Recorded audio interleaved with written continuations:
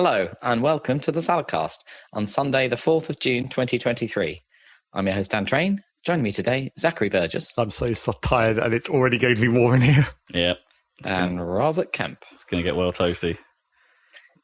You're so tired. I'm so tired. It's the Doom room in Doom June. Yeah. June of Doom. Is June the month of Doom? Well, it rhymes, so it must be true. Yeah. How's our old saying? It's not the worst month, but, it's the beginning of the end. Yeah, I guess. It is the Doom. Is Doom the beginning of, the downfall, or is, the Doom the ultimate end of a terrible situation? Is the process If you meet your Doom, that's surely the end, isn't it? Well, the Doom. But you could say you're meeting your Doom at the start of the process of that, right? No, you're just doomed. But that doesn't mean you've met your Doom. If you're doomed, you surely must have met the Doom. No, you could be doomed your whole life and not have met your Doom, right? But then you wouldn't know it. You look back and say, "Oh, we were doomed from the beginning." But that doesn't mean you've met the Doom. The Doom comes at the end. But is the process of getting to the point where you meet your Doom, is the Doom already in progress? So, if you've been doomed from the start, the Doom is happening all around. Yeah, if you've been doomed from the start, then the Doom must have been in effect from the start. Is the Doom an elongated period of time rather than just a bullet point in the journey that is life? I don't know the answer. I really thought the Doom was the end. And it's probably both. This is probably the classic grammatical semantic podcast conversation where the word just means both things, and that's what makes it weird. It's too poetic for our usage here. It's poignant. God damn it. You can't just break that down at random like that. That was unearned. Okay. Unearned poignancy. I thought maybe all Doom is generally fairly poignant, right? I don't know. Yeah, can be. Yeah, it can be. Speaking not about words, but about smells. Okay. As a segue to my random bullshit, when I was walking down here, the route I walked down here goes past a pub, and their front door was open, obviously, for the heat. Mm-hmm. And as I walked past, I got a full waft of the smell of the pub, and I was like, that's a very distinct smell. What is the smell of a pub? Because it is very distinct. And, even me, who, never goes in pubs, I recognise it immediately. It's oh, yeah, that's the pub smell. If it's a pub... was it 3 tons? Well, yes. Well, I imagine, given the nature of that particular style of pub, that it would be, stale bitter, stuck to the floor. Well, you think it's actually a, alcohol... Well, not directly, but alcohol-related smell. Yeah, I think it's specifically that kind of, mid-range to cheap bitters, ales, or you can get bitter lager. I think you probably can, but that's not what I mean. Like the beers that are explicitly described as a bitter. Mm. Do you think they have a distinctive smell when? Yeah, I think they have a certain. I think they leave a certain subsumed taint into the floor. Yeah, my theory is that it's a smell of old wood and cheap foam padding. Oh, I mean that's what most pubs of that class have, and therefore what I would imagine that the smell is. Yeah, you might be right. Actually, maybe it's something that those tables, because those tables always have I want that is like a varnished finish. Well, presumably varnish was involved at some point. But it's over the years of use and perhaps many layers of varnishing, it's become this weird soft sticky layer on top. So that's also presumably the varnish was meant to keep the bitter from impregnating the wood, right? Yeah. But probably after that amount of time, many spills and yeah.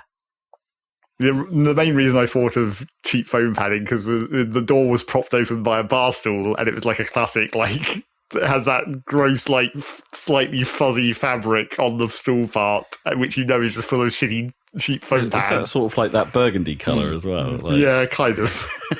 I was just oh yeah, that's a classic bit of bar equipment, that is. Do you think the foam's been replaced? Because it must wear away relatively quickly compared to the old wood of the stool. Well, yeah, because as we well know, I guess, over the years, if you sit on a piece of foam long enough, it becomes less foam, basically. Yeah. Less of a foam and more of a block. Solid lump of plastic. But who knows how frequently that has to happen? Like, I mean, obviously, you know, some cost to your bar running experience. How often do you have to replace all the shit that gets real skank from hundreds of people using it many times? Depends how well the bar has done in the past and how well it's doing now. Because if it's gone through a bit of a dip, then, you know, someone might have come in and refurbed it and then they'll replace it. Otherwise, no. It's the same stuff it's always been. Yeah. Until it, you know, maybe up to the point where it was deemed a health and safety risk and then it got replaced. But, like, whichever came first. I mean, I'm sure, like, there must have been a period in, like, I don't know, the mid-'80s or something when everything got replaced just because of, like, new foam, like, safety of like, fire resistance or whatever. Yeah, probably. Resistance, yeah. Well, I imagine some bars probably did it when the whole, like, when the new smoking laws, right, like non-smoking indoor laws, and it's like, oh, our pub doesn't have to smell like this. Yeah, just remove everything that is completely impregnated with the smoke smell. Yeah, and then the. But do you think that was done at the 3 tons? I don't, yeah, Probably not. And then you get like, instead we just get like the warm beer smell, the beer remnant smell. Either way, didn't seem particularly inviting. Did you feel like you wanted to? What was it? Go in. Well, Zach's a non-drinker, so I imagine that's I wouldn't quite have okay. any reason to go into a pub to start with, really. Well, I imagine Apart that from for food.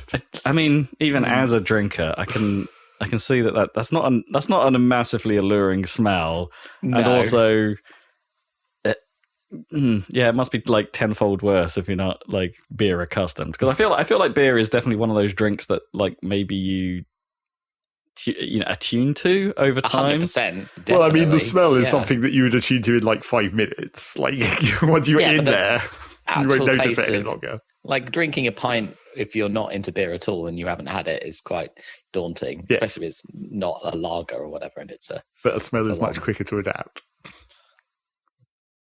Yeah, I'd say. Although if you really don't like the smell, it can. I mean, I'm sure if you were capable of like drinking a beer continuously for 5 minutes, you probably would adapt to the taste.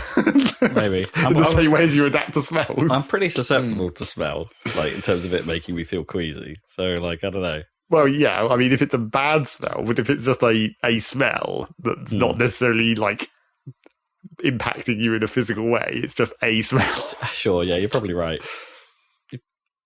You know, they do say people go nose blind. Yes. Well, adverts claim that. The Febreze adverts claim that. But no, I think it's definitely a thing. Yeah, I wonder if you could attune to that. I'm kind of hoping that maybe that's why babies are as they are, right? So like they'll help me attune to the poop smell. Because at the moment it's not bad, right? You know it's there, but it's not. Yeah, it's not gut wrenching. Well, I mean, as I mentioned the first time we talked about Rob's baby on the podcast, his house, from my perspective, your house still doesn't smell completely of shit yet. So okay, good. You haven't had to adapt to that. We're achieving. But peak Zach, parenthood. do you know that that's coming? I guess from. Surely can only go downhill from this point. I mean, downhill in terms of the quantity of shit smell, not downhill in terms of the shittiness. I mean, presumably that it goes down and then back. I mean, there'll be a point where that ends, right? Well, presumably, because they'll take care of themselves. Exactly. When Ideally, can we get to that point?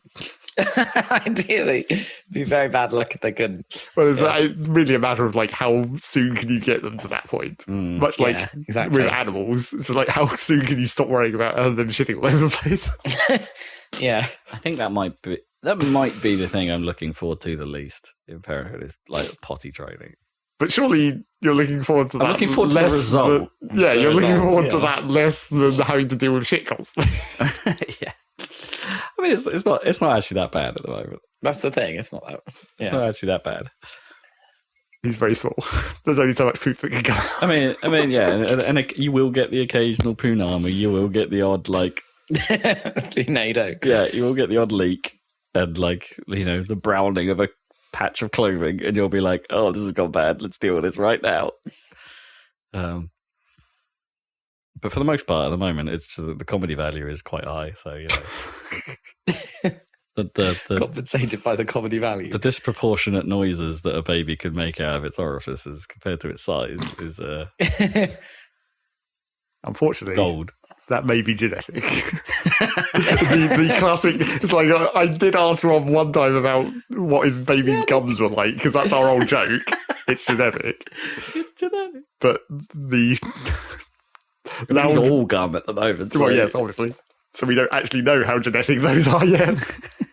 So what do you get teeth to compare them to, or see them alongside with? We'll Yes. find out whether it's genetic. Need some gum comparison, preferably with a slightly out of focus camera at close range. But the farting could well be genetic. Oh man, I was sat in here the other day whilst a coffee was being brewed, and my coffee machine, it's pretty loud percolation noise. And then I realised it wasn't coming from the kitchen. It's like that was baby noise. Was sounded like a coffee machine percolating. Yeah, like how? It was quite a ripper.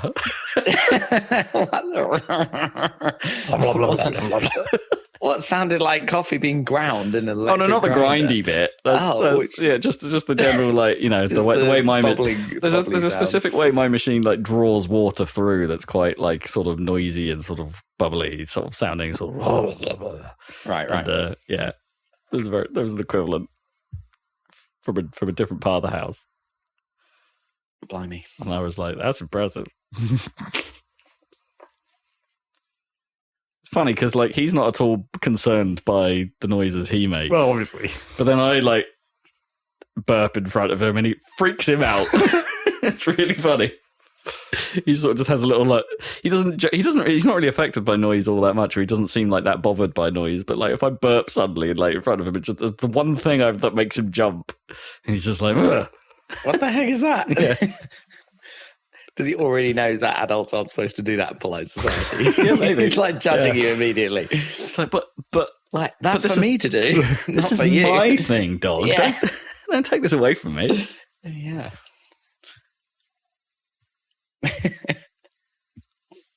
It's very funny.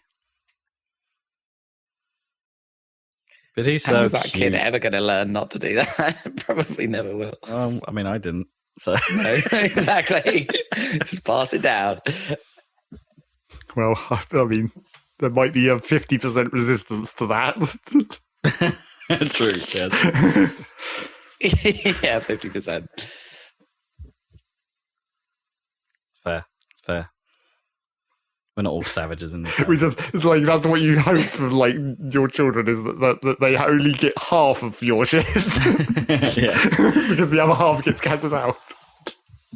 But then maybe that's the other scary part. It's like maybe then what if the half he gets from Gnome is her shit that she doesn't even know, that she hides from us. That That you discover via your child. Yeah. Did that come from you?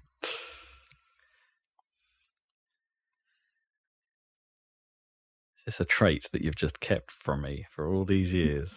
It'd probably be quite difficult. Oh yeah, I bet. I bet. I mean, I'm hoping he's going through like the sort of classic face progression as well at the moment, because everyone says he looks more like Gnome than me, but that's probably fair because the beard hides a lot of my face. But People have already forgotten what you look like without a beard. great. Yeah. I've deleted, I've GDPR'd myself from the world. It's just, I wouldn't say Miles looks, some babies look exactly like one of the parents or something like that. But I wouldn't say Miles is like, obviously, yeah. no, One or the other. I can't see it specifically for me. I mean, maybe he's got a bit of Gnome's forehead. I don't know. That's a weird thing to pick out, but there's a trait there. And he seems to have got our eye colour because, we've got the same eyes, so that makes sense. But other than that, I don't really know what else he's picked up. Also, he's just going through that chubby phase, so, I guess his actual features are just covered in Winston Churchill, like... That almost sounded like some kind of weird Cockney writing slang, but it wasn't. All right, mate, I'm just covered in Churchill right now. Like, I'm a geezer.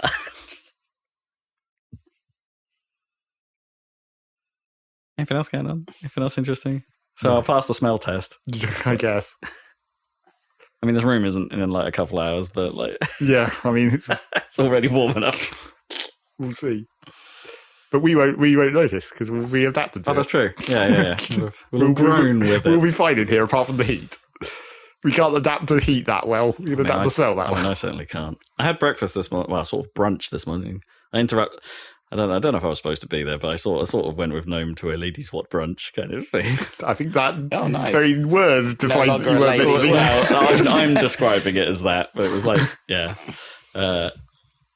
And we sat in this like conservatory kind of thing, and it's like it was a bit warm. It was okay. It wasn't as warm as I was expecting, but it was a bit warm. And it's like, oh yeah, the sun.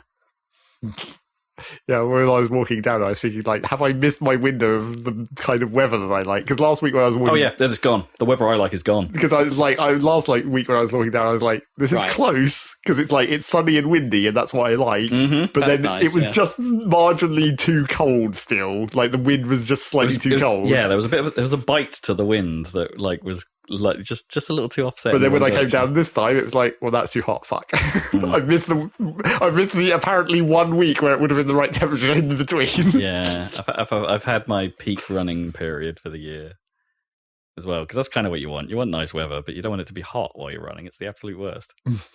So my running career is officially over. I always get anxiety when the weather's actually nice. Of like, how am I supposed to make the most of this? And if it's a nice day, it goes on all day until like 9 p.m. or something, and it's like, how? Okay, I've gone for a nice walk for like an hour, but now there's another 5 hours when I feel bad for like playing video games or doing podcasts when I should be making the most of it. I mean, the trick is to not feel bad. The trick is to not care about the outside. Well, that's the thing, isn't it? It's like you avoided being hot and bothered by being inside playing the best game that's come out in the last 6 years. You know, it's fine. I mean, you can take your Switch outside. Well, yeah. But I've done that with my 3DS before. Like, I haven't done it with my Switch because that screen isn't that great in the sun. Probably better than a 3DS screen. I think.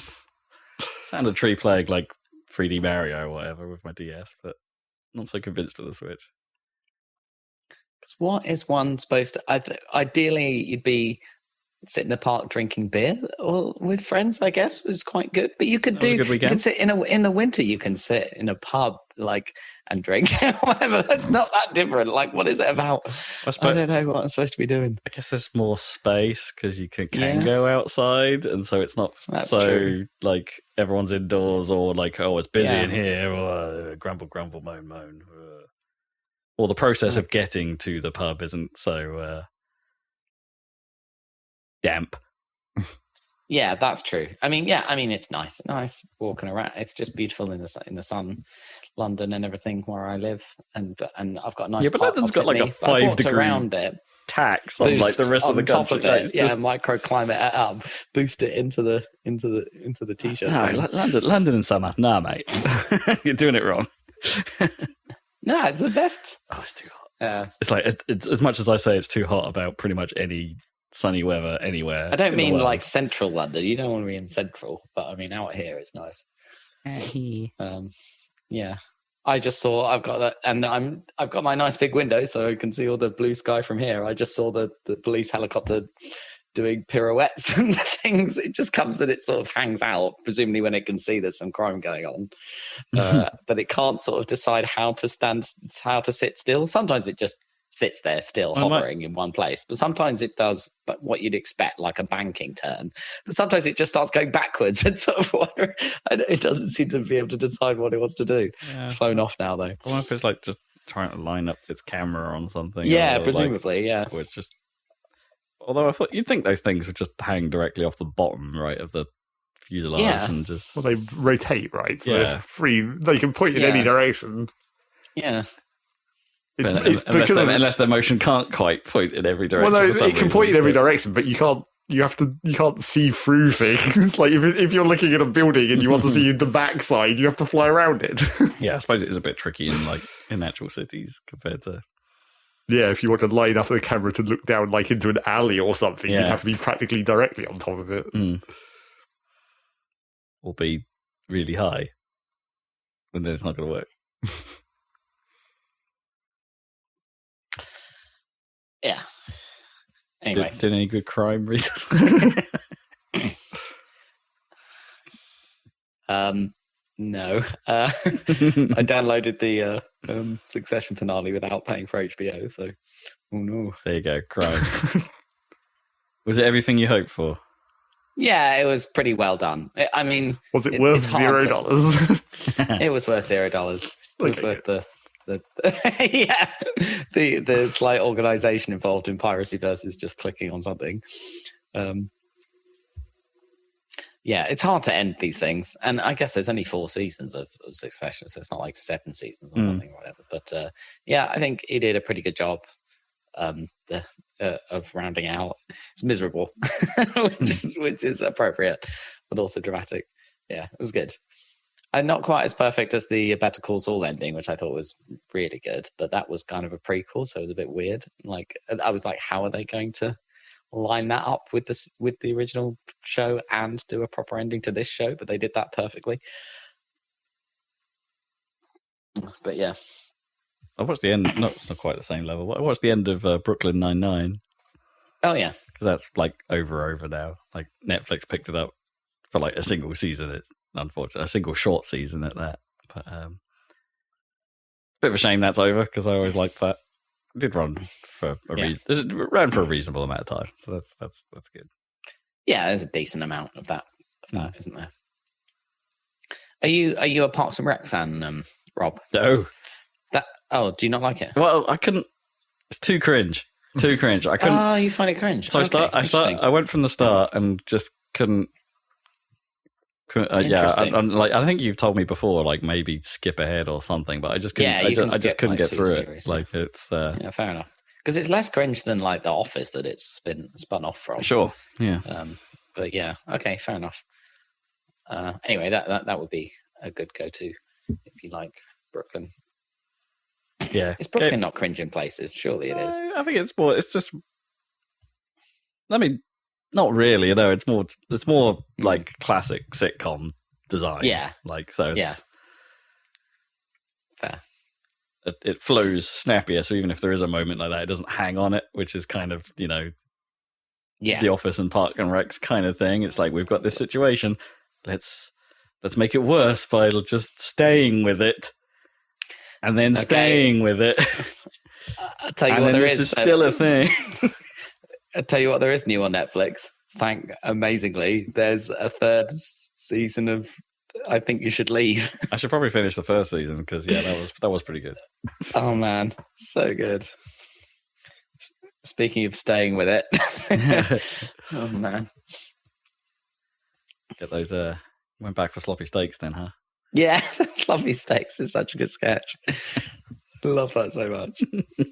Now this Eggman game in the new one. This is so good. Eggman, you say? Eggman, yeah. Like not related to Eggman, presumably from Sonic the Hedgehog, but yeah, that's a shame. Oop. Feeding eggs to the Eggman. To the Eggman. That's what I am. I am the Eggman. Cuckoo, chew. I mean, the Beatles one is acceptable. I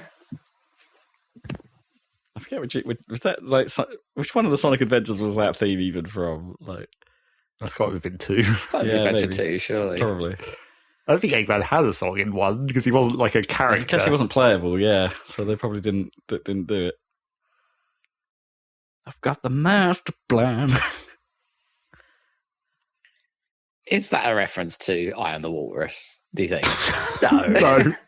Because that's how, isn't that the chorus to I Am the Walrus? I am the Eggman. They are the Eggmen. I am the Walrus. Cuckoo, cuckoo. I mean, who knows? Maybe Eggman in general, as a name for Dr. Robotnik, is a reference to the Beatles. Wow. I guess who knows actually, because that would have been just a character. I mean, the character design looked a bit like especially like an egg, right, in the early games. So well, but by the time they were writing that song, you already would have had the maybe somewhat official canon explanation of like Eggman as a thing that Robotnik is about. If you're talking about comics or whatever as well, even more so. Sure, none of that has ever been really canonized. The whole like what was it? The Virgin novel version of like Sonic. I mean, Sonic was on a ring and like a big treadmill, and the experiment went wrong, and there happened to be a rotten egg in the fridge at the time, and it turned Kintabor into Robotnik, which makes no sense because he's called Eggman in Japan, but it's like no, we're sticking to the Robotnik thing. That's where the egg comes. Sure, but like I think like those are I think those are as much canon as you get for the comics. It's just that's not relevant to the games. Those two universes of canon in Sonic don't really match up at all. Sure, I think that was the STC canon as well. I can't remember, but I don't know if the Archie Sonic went that way, or if they ever went there, or if they ever referenced it but didn't do it themselves. Did they run into the old Spider-Man problem or Batman problem of doing the origin story over and over and over? Sure. Yeah, I guess did any of the well, I was about to say it's one of those things that, like, when it gets too messy, is it just worth just going, no, we're not doing it. We're not doing it anymore. Do love an origin story though. I'm a sucker for it. Like, the best superhero films are the ones with the origin stories. Generally. Well, only one time though. Yeah, exactly. That's the problem. Like, with the there's exceptions. Don't get me wrong. Like, Dark Knight is better than Batman Begins. Yeah, Batman Begins is still pretty good. I haven't seen that for a very long time. Batman Begins. Ant-Man is the best Ant-Man. I mean, what would you say ratio of origin stories? They're mostly, because I'd say majority of superhero films are origin stories, because even when it's the same one, they keep rebooting it so they can do the origin story again. I wouldn't say the majority of them, because then they have a number of sequels, so maybe about a third of origin stories. It's probably stories. that was more common before the cinematic universes existed, where they could get past the origin story. Yeah, like and I mean, you kind of, even in the MCU, you kind of have to, like, for this theory to work at all, you have to ignore like their appearances in the ensemble films, or because there's so many crossovers, I guess. But I don't know, that the first Captain America might be the best Captain America film, right? Because the rest of them are kind of ensemble stories anyway. You mean the first Captain America in the Marvel universe, not the other Captain America? No, definitely not that one. But yeah, the first Captain America in the MCU, probably the best Captain America film. People like the second one a lot, though. It's still good. But yeah, I'm not saying it's bad. It's still good, but yeah, I like that first one.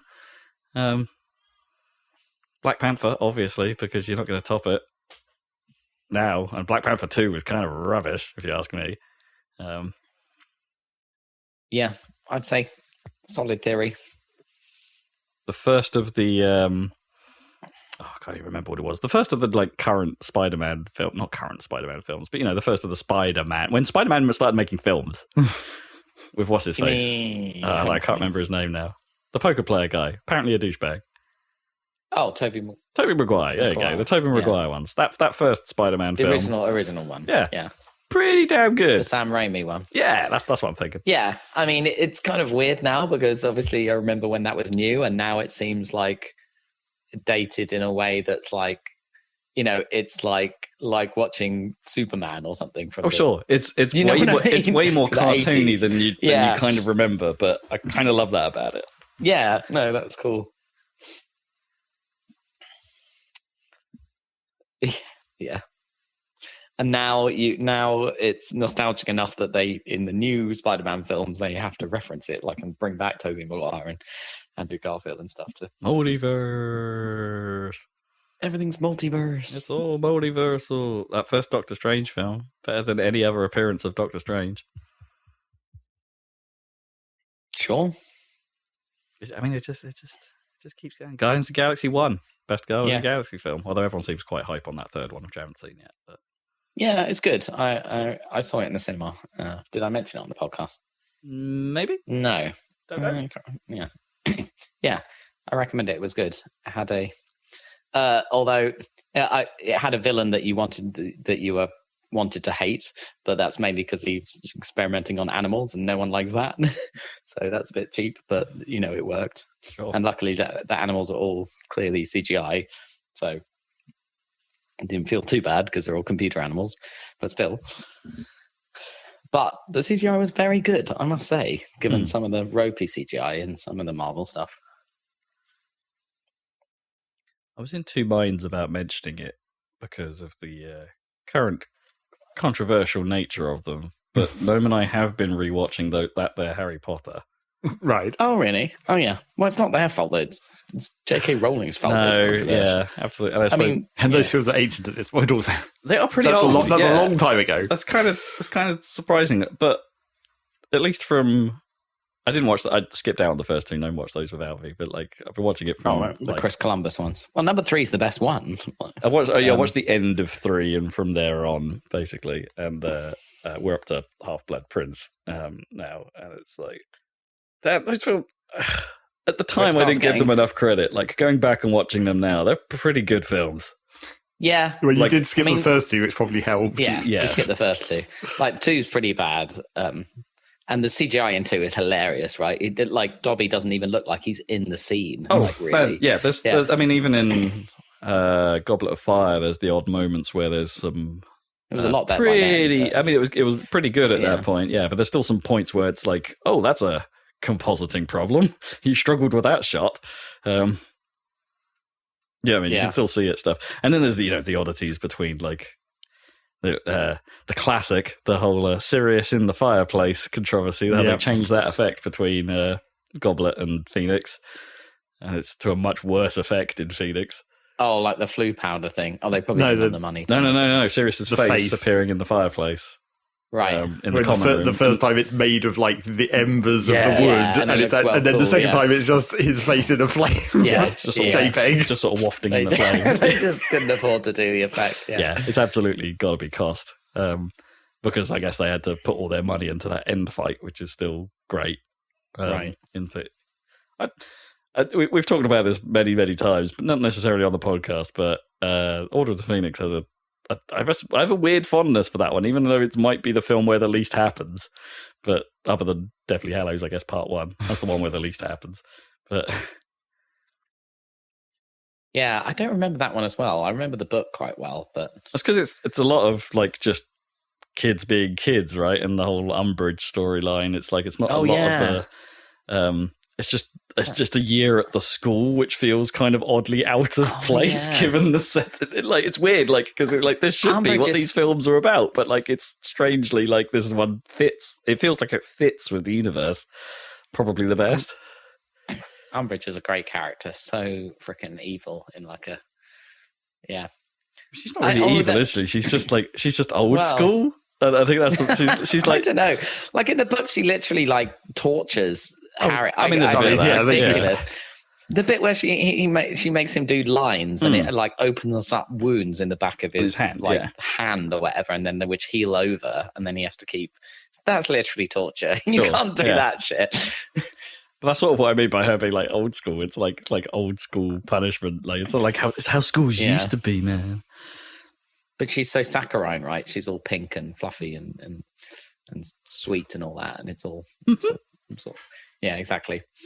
Yeah, great character. And Imelda Staunton's perfect casting as usual. All the casting's great. In the Harry Potter films. Apart from some of the kids, but most of the adults are well cast. It was one of those things where Gnome was just we don't have to. I sort of just walked into the living room and sort of sat down, and then it was just, and she was just watching it, and it was just as I say, towards the end of 3, I think it was, and I just sort of don't have to watch this. You can do it. You can do what you want on the telly. And it's I'm just watching it because what else am I going to do holding those bands right now? No, that third film is directed by Alfonso Cuarón. He literally made Y Tu Mamá También or whatever, and then the next film he made was Harry Potter and the Prisoner of Azkaban. Yeah. I mean, he's a real filmmaker, that guy.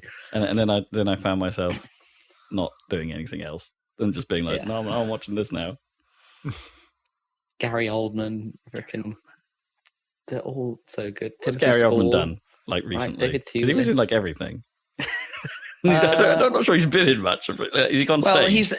He's on that TV spy TV show, which is not too bad. What's it called? Slow Horses. It's on Apple TV or whatever. Yes. Yeah, he's quite good in that. But I don't know what films he's doing at the moment. Fifth Element 2. I think he might have a bit of a problem coming up with a way to work him into a Fifth Element 2, considering how that went. Yes. Slightly too many buttons. I mean, there's, they resurrect people from a finger, so I guess it's not actually that much of a problem. Yeah, but they would need a reason, right? Well, the bad guys have to, the remains of his corporation are probably like, well, we have to bring him back, obviously. They've got the money. It'd be like, they don't get any of that because it's just genetically built, right? They don't have any previous memory of who they were or anything. I think they do, though, right? Isn't that the implication? They just don't know anything. Well, I think they start to get it, maybe. I don't know. Yeah. I don't remember exactly what happens with that whole thing. I think it's precisely vague enough, right? Like they just don't tell you. Don't worry about it. You're just alive now. Yeah, we're not going to go into it. That's not a main part of the story. And in fairness, they rebuilt Lilu from like a finger of a different race, so and it somehow became human. I don't think it is a different race, though. That's the sort of.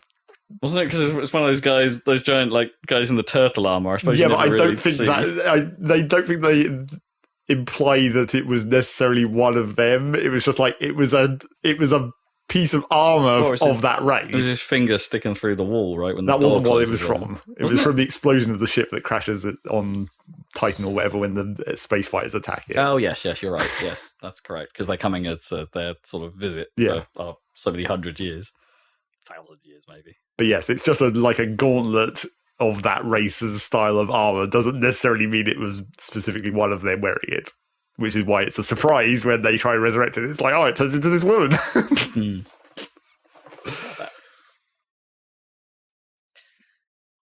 So Gary Oldman's playing Truman in Oppenheimer, which is coming out shortly. Oh, right, yeah. So I don't know how big a part that'd be. That could be playing the president could be quite important. Good. It's good that he's not out of work. I think it's good that he hasn't been involved in some kind of controversy that we didn't know about and has therefore not done anything since then. Sure. Yeah. That's the other classic outcome of he's not actors that you haven't heard of for a while. He's not this week's not an actor, Philip Schofield. Moving on. But I don't really care about This Morning or whatever it is. Someone must have cared about that terrible. Yeah. Does anyone care about morning TV? No. If Saturday Kitchen just went away, would anyone mind? Are we at all morning people? No. And therefore, do we care about morning TV programs? No. I mean, Saturday Kitchen is pretty good. Like, it's described as like a hangover TV. So, Tell you what we do care about, to some extent. Video game.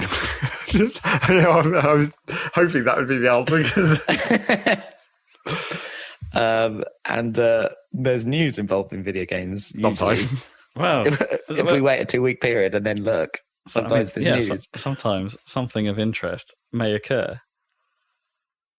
But what has occurred over the past 2 weeks? Well, and is it worth talking about? I'd mentioned on last podcast, almost very shortly after probably I think it was the day after actually we recorded the last podcast. PlayStation kind of kicked off Summer Game Fest, game trailer month. Maybe, assuming the rest of them do actually happen. Not E3, the corpse of E3, by doing a showcase event. Now, this isn't their state of play. This is like this is us trying to be like, this is a big deal. This is a bunch of trailers stuck together. Yeah, which is what all it was. It was like Jim Ryan just basically did, here's a little intro. This is our commitment to games. Nonsense. Enjoy the show. And then it was just an endless run of trailers. Because that's how Sony does it, I guess. That's how they ended up doing it when as everyone moved to just videos. Yeah. Because Microsoft still tries to maintain some of their stage ideas. Yeah, and a little bit of blurb, don't they? Like, I don't know. About every game. I think, what was it, the thing they did in January, the dev showcase or whatever it was called, I think that's going to be their style moving forward. I think, because they've got a showcase in a week, I think. So the Xbox and Bethesda and... Yeah. I think Ubisoft. Xbox and Starfield. Yeah, Xbox and Starfield. Not even Xbox and Bethesda. Yeah. And then Nintendo's style is to make sure you say at least one sentence about every game in between every trailer. Yeah. You have to have the guy say a thing. And say the exact thing that the trailer has just said most of the time. Yep. Maybe with a terrible pun. Yep. But yeah, there was none of that. Like, they didn't really interrupt at all. Like, the only sort of interruptions there were these, like, pointless, like... Do you remember when we had a stage kind of like graphic or like thing where there would be some lights on what was like a catwalk kind of looking thing? And it's like almost as if to say, we used to do this for real, guys. So yeah, there was quite a lot they showed. I don't think the term showcase, I mean, I wasn't blown away by it. There wasn't like a whole heap of games I came away saying, I don't think there was any games actually that I came away from it going, these are must plays. But I made a few notes. Like I think you've made too many. I might have made too many notes. I'm picking up on Helldivers too because for a long time I thought it was that Starship Troopers game that's coming, like which is supposed to be a bit like Dergy or Extraction shooting-y, but no, it's Helldivers are just leaning into that aesthetic. You're shooting very similar looking bugs on very similar looking Starship Troopers sort of wasteland planets. I mean, who knows if that's all right? But yeah, anyway, I was just like their trailer was kind of cool just for the Starship Troopers-iness. We got to see a bit more of Immortals of Avium, which I think we'd only seen like, was it a year ago now, with an awful trailer of them just building this magic hand contraption.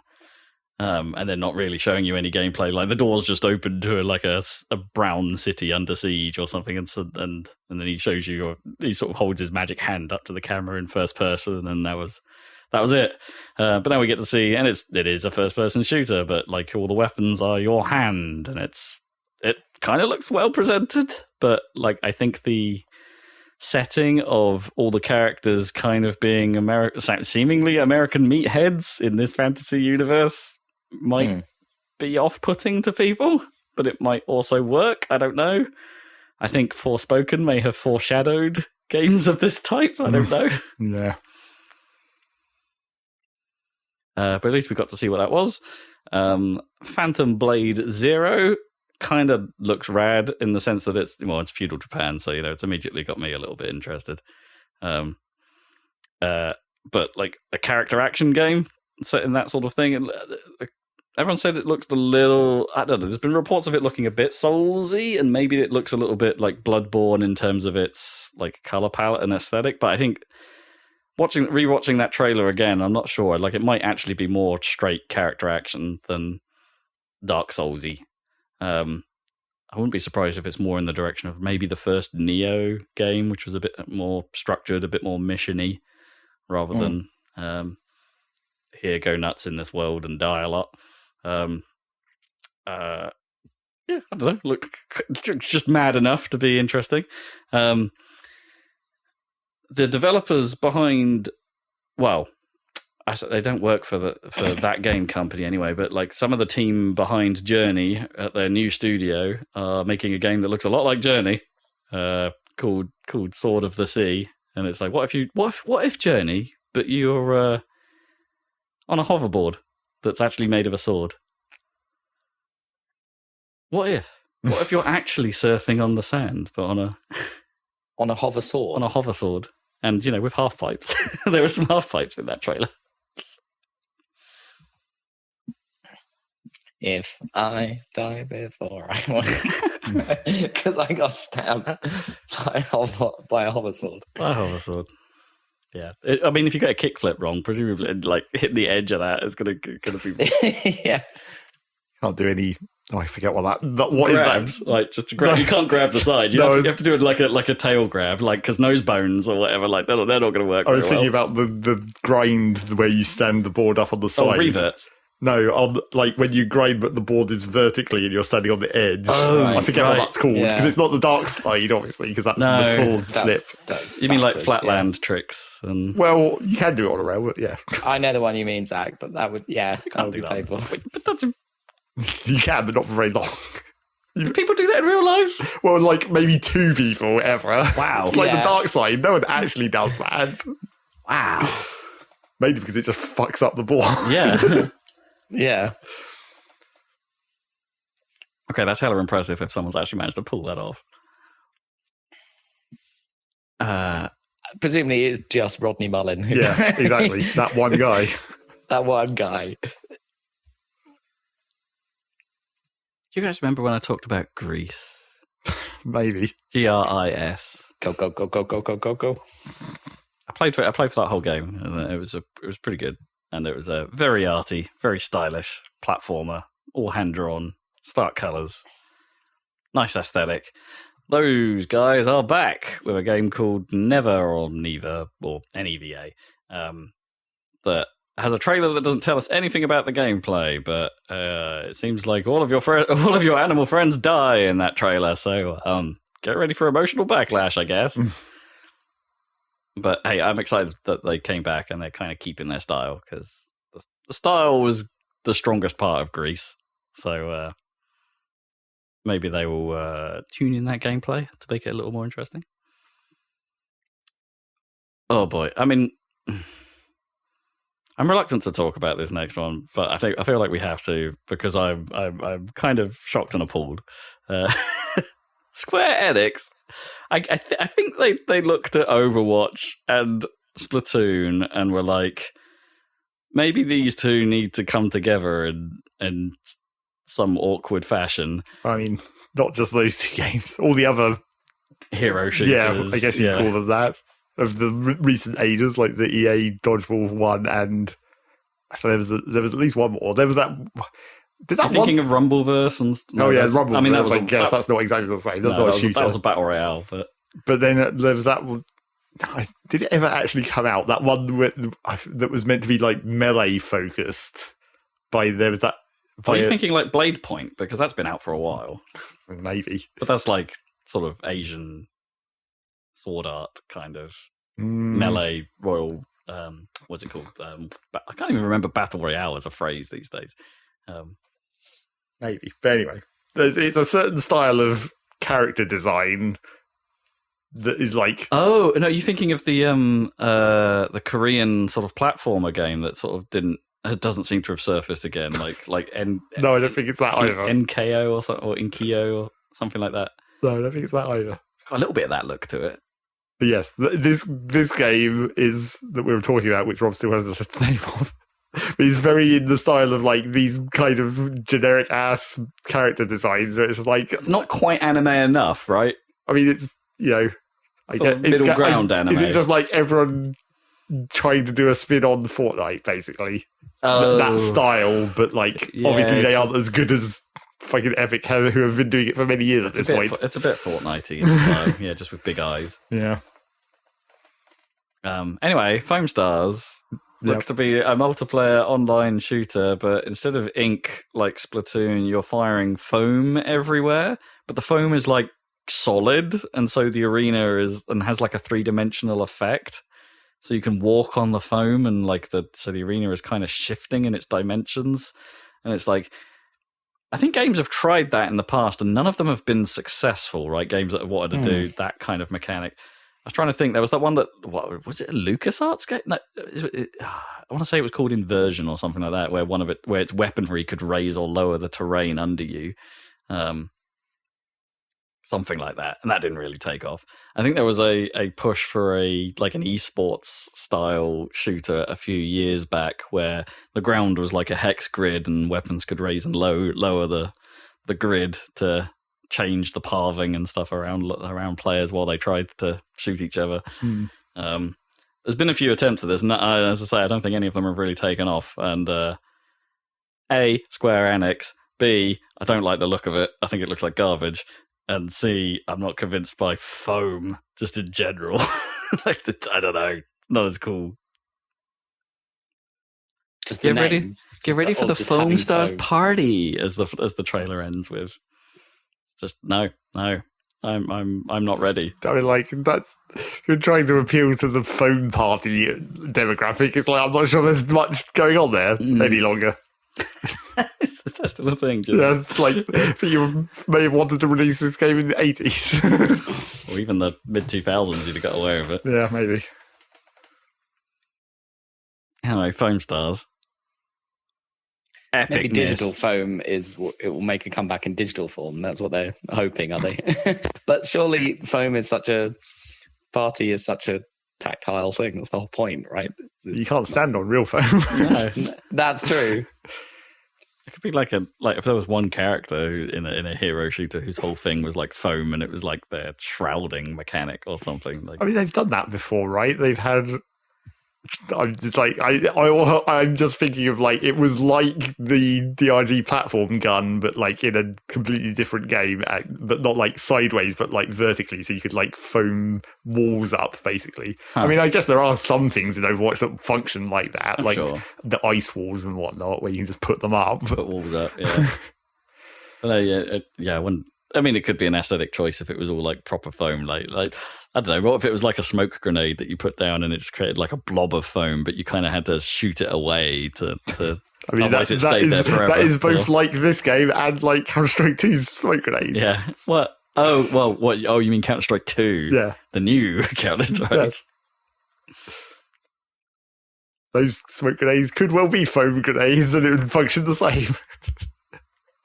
Probably fluid dynamic system powering it. Plucky Squire looks real good.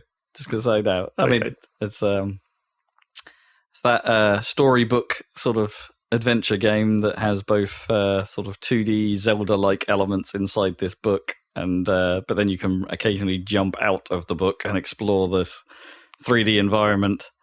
A bit like, you're sort of getting slightly Tiny Kitten vibes, because you're a small character in kind of a kid's bedroom, I guess. Doing adventure platforming in 3D as well, and I don't know, it's got a charm to it. Looks nice. That Metal Gear Solid 3 remake is official now. It's called Metal Gear Solid Delta, though. They didn't want to call it 3 remake. But why not? I don't know. Well, what are they trying to hide? I mean, they still called it Snake Eater. It's just called Delta Snake Eater instead of 3 Snake Eater. Is this their way of like delineating it? So it's like, because it's like, oh, it's not really 3 in the timeline anymore. Oh God, I hope they haven't tried to retcon timeline in this game. As if it wasn't already bad enough with just the games that already exist. I mean, it was a really weird trailer. It was just like animals eating each other until eventually you get like the ending that looks a little bit like a Royal Commandos ad. With just Snake coming out of a river.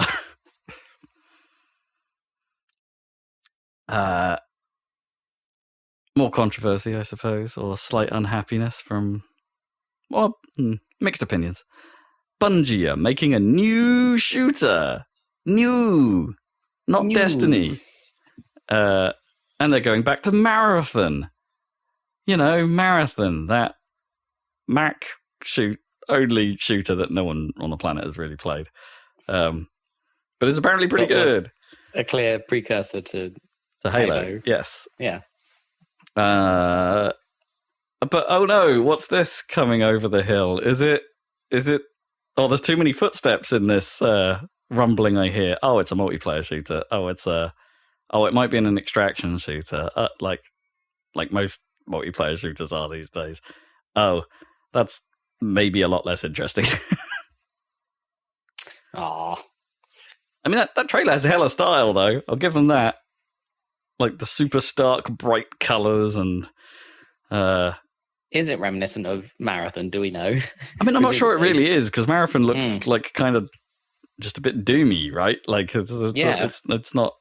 Because that's what games look like at Well, the time. Yeah, but I think Marathon wasn't as like brown as Doom, right? It was a bit tried to. it was more grey, but like the suits were. Yeah, I guess you wore bright suits, but like I don't know. It's just the color palette of games in those sorts of engines weren't like super vibrant. I guess that's just not how games looked. So I appreciate I just wonder that. what kind of talent at Bungie has gone from Halo through Destiny to this, or is it like a totally different? I mean, yeah. studio Has anyone survived that long, or is it just because they have the IP? I mean, Yeah. it's interesting that they announced this as they also announced their next Destiny pack and call it the final shape. Like, does this mean that's the last Destiny 2 pack they're planning to do? They haven't confirmed either way. And that they want Marathon to be their next thing. I don't think they will let Destiny 2 lie. I think that's the fact that it's just called the final shape was probably just an arc ending of some description. Probably, yeah. And that Marathon will be some other thing. But let's also not forget that Bungie are now owned by Sony. So who knows if some of that Sony money has allowed them to staff up and create a new team to create a new thing. Whilst also keeping Destiny alive, because I'm sure it's still a cash cow. But it's next to impossible to track the lineage of Bungie these days. Like most game companies, really. Yep. Next to impossible to know whether it's still who you think they are. And by this point, it's feeling more like the answer is, in the majority of times, is no. Yeah. Virtually none of these companies have anyone left, the original ones that you remember. They'll go on to make a new studio, and their trailer will say from the co-creator or from the producers of some big product, and you'll be like, oh, okay, there's some lineage there. And then they'll somehow still make a bad game. They'll make a bad game, yeah. Sometimes it's great. Sometimes. And then I guess this was their kind of big surprise. Sony made some hardware announcements. They really aren't all that exciting, it turns out. Project Q is what they're currently dubbing their rumoured streaming handheld device, which turned out to be totally real. So what name is it actually going to have that starts with a Q? PlayStation Remote, I bet. Like, I don't know what the Q even means. Or the Quantum Station. It doesn't actually. It's not really a thing on its own. It's basically just a dumb screen that is meant to remote play. As far as I can tell, from your PS5. Right. I don't know if they. I didn't really look into it because it's not really interesting. But like, I don't know if they've explicitly said it does what attaching a controller to your mobile does for Game Pass, right? And you can stream games on your phone. But then also, why not just do that? Like, is there some like Wii U tech going on in here that means that they needed to build new hardware to make that streaming good? Like, why not just go down the attach a controller to your phone and stream off either a streaming service or off your own console? I mean, maybe which even Xbox said they were going to do, which I don't think has happened. But I mean, maybe it will be able to do that, but they just want to sell a special screen, like a device, a special better screen. Not that you could really get better than a phone screen at this point, but yeah, I mean, in theory, in order to make it work with PS5 on your phone, you would have to use a DualSense, right? Because PlayStation controllers have got weird. Yeah, you would need its functionality. You might get away with a PS4 controller, I guess. But yeah, you'd probably need to hook a DualSense to it. And maybe this gets around that problem because it's a big screen in between two halves of a DualSense. What a weird device. I don't know. I just don't see the market positioning for it. Are they, I guess they looked at Steam Deck and were like, well, people use that in their home all the time. Yeah, but that's an independent machine, not tied to a console. Yeah, that's the oddity about it. When did they really think that I mean, this is not a new idea. Like, people know that, like, the difference between a streaming thing. A bit. I think the executives like to think that, it's functionally the same. Yeah. To be streaming to your thing, and because if they make it a good enough experience, then it is close to being functionally the same. But people know, People like, do consumers know. Like, I mean, I won't speak to the success of cloud gaming. I don't know how successful that stuff really is. But I don't know. I've not had an experience with I've tried Game Pass streaming a few times, and I've always been able to feel the latency.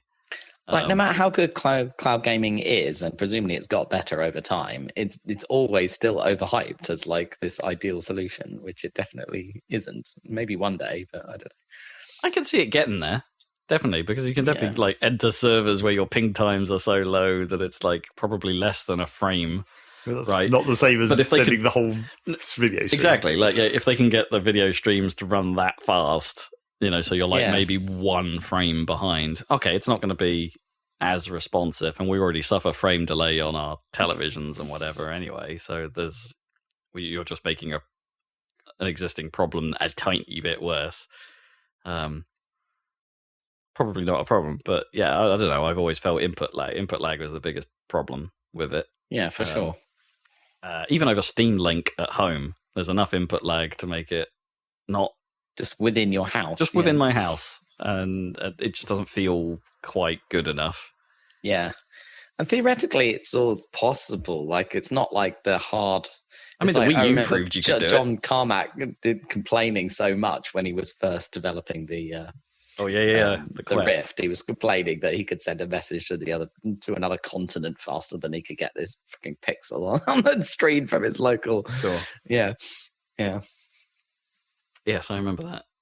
Because the speed of light is freaking fast. If you get set up right, networking can be really fast, even over large distances. It's just like you have to get it set up right. Yeah, and maybe Project Q's onto something in that respect, because, as I say, that like the Wii U, I don't remember feeling the latency on the gamepad there, right?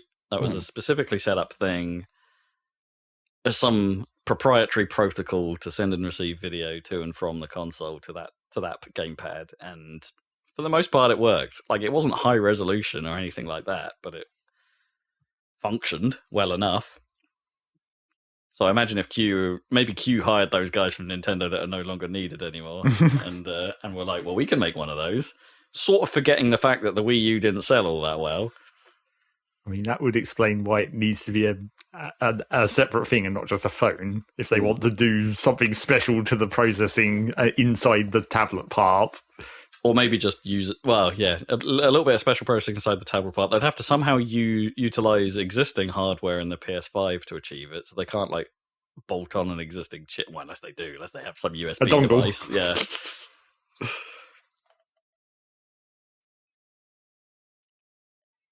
So yeah, slightly strange thing. And they also went on to say, hey, we're making PlayStation branded earbuds. Well, add that to the PlayStation branded TV, I guess. I mean, why not, I guess? If you're really into the brand that much, let me wear my PlayStation earbuds that no one's going to be able to tell are PlayStation branded. Presumably Sony can make decent earbuds if they do. I imagine they can. It's like slap a PlayStation logo on there if you want. That's fine. I don't mind. One excuse to make them white, I suppose. Yeah, I'd trust a PlayStation earbuds before I trusted a Microsoft one, probably an Xbox one. But they'd probably do a good job too. So I don't know. They might do these days. There might have been a ropey middle period there where maybe when they were making like the wireless dongle for Xbox 360 pads and that kind of era, or was it the wireless headset thing that for 360, right? Because that thing worked real good until it suddenly didn't. that was the problem with that thing. It looked like one of those like Bluetooth, the old Bluetooth things that people would strap to their heads, for their phones, right? That thing was okay. It was quite comfortable. It's better than wearing a headset at the time. But yeah, then a lot of them broke, and of course they only worked for the 360, so not all that useful. and finally, we got a little look at Spider-Man 2, which I don't think has set the world alight as much as they were hoping for. I don't know if I'm trailer. Yeah, I don't know if I'm The feeling. trailer was exhausting to watch. It was a long segment of gameplay, but it's the same thing they did with Spider-Man 1. Don't forget, where they were doing like the prison. That's true. That's very true. It's the exact same thing. And I remember not. I think I came away from that not feeling super hype either. I think there was something about that sequence where it's just like this doesn't convey the feel of the game.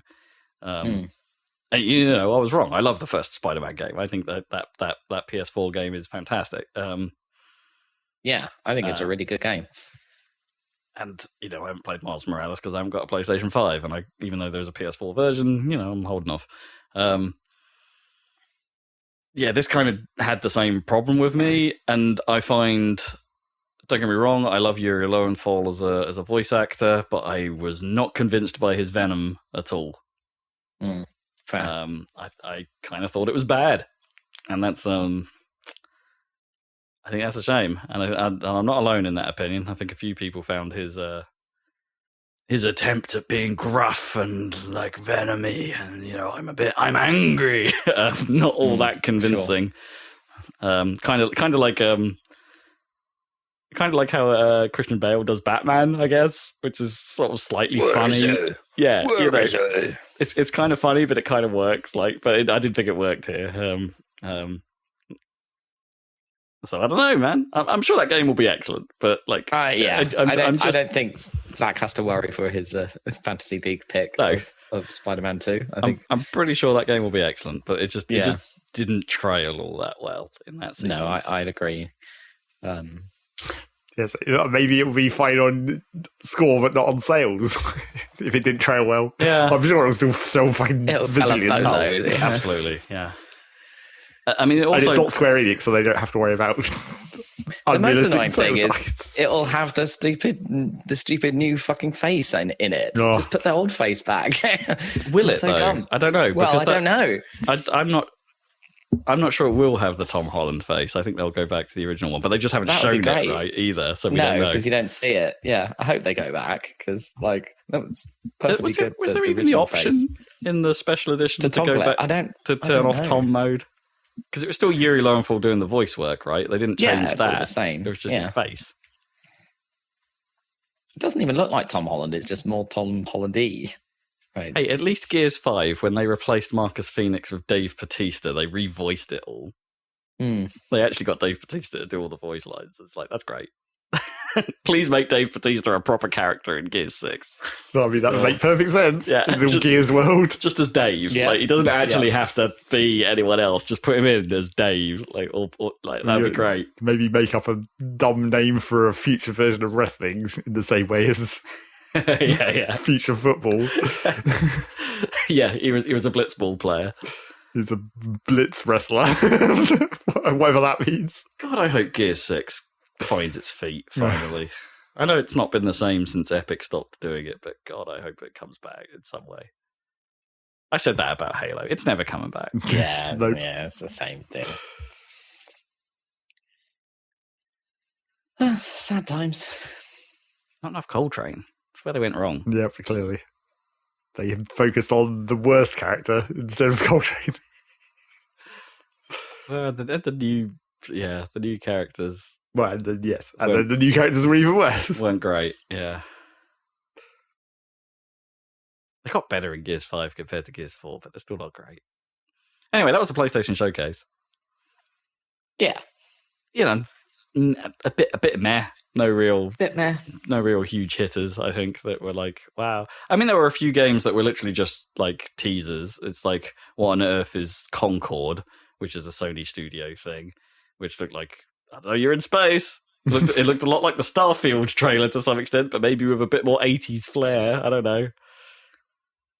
And it's called Concord. I don't know. Show us more. Don't just tease us. A tease like that doesn't mean anything. That probably means that game's not coming out this year, right? Oh, absolutely.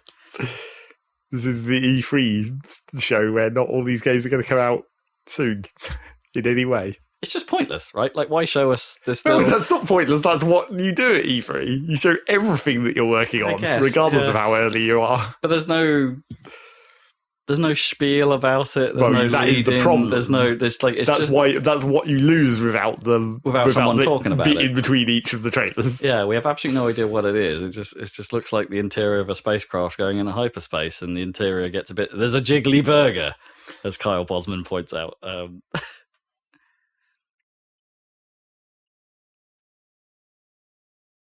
It's a PlayStation showcase. Nintendo did a few things. Oh, did they? That were probably kind of worth mentioning. Late to the party, as always, Nintendo have put a hard stop on the eShop in Russia. Yeah, it's a bit late, but sure. Yep. Okay. So you will no longer be able to make purchases. And you won't be able to use any redeem points that you may have on your account either. Russia, Nintendo are out of Russia effectively. Wow. Did they already stop selling hardware? I don't know. I mean, I don't. Obviously, if you can't buy anything, if you can't buy software, you wouldn't really want the hardware anyway. But yeah, I'm making an assumption, but I think that I'm guessing there's no real presence in Russia right now from Nintendo. But yeah, they're about a year late to the party there.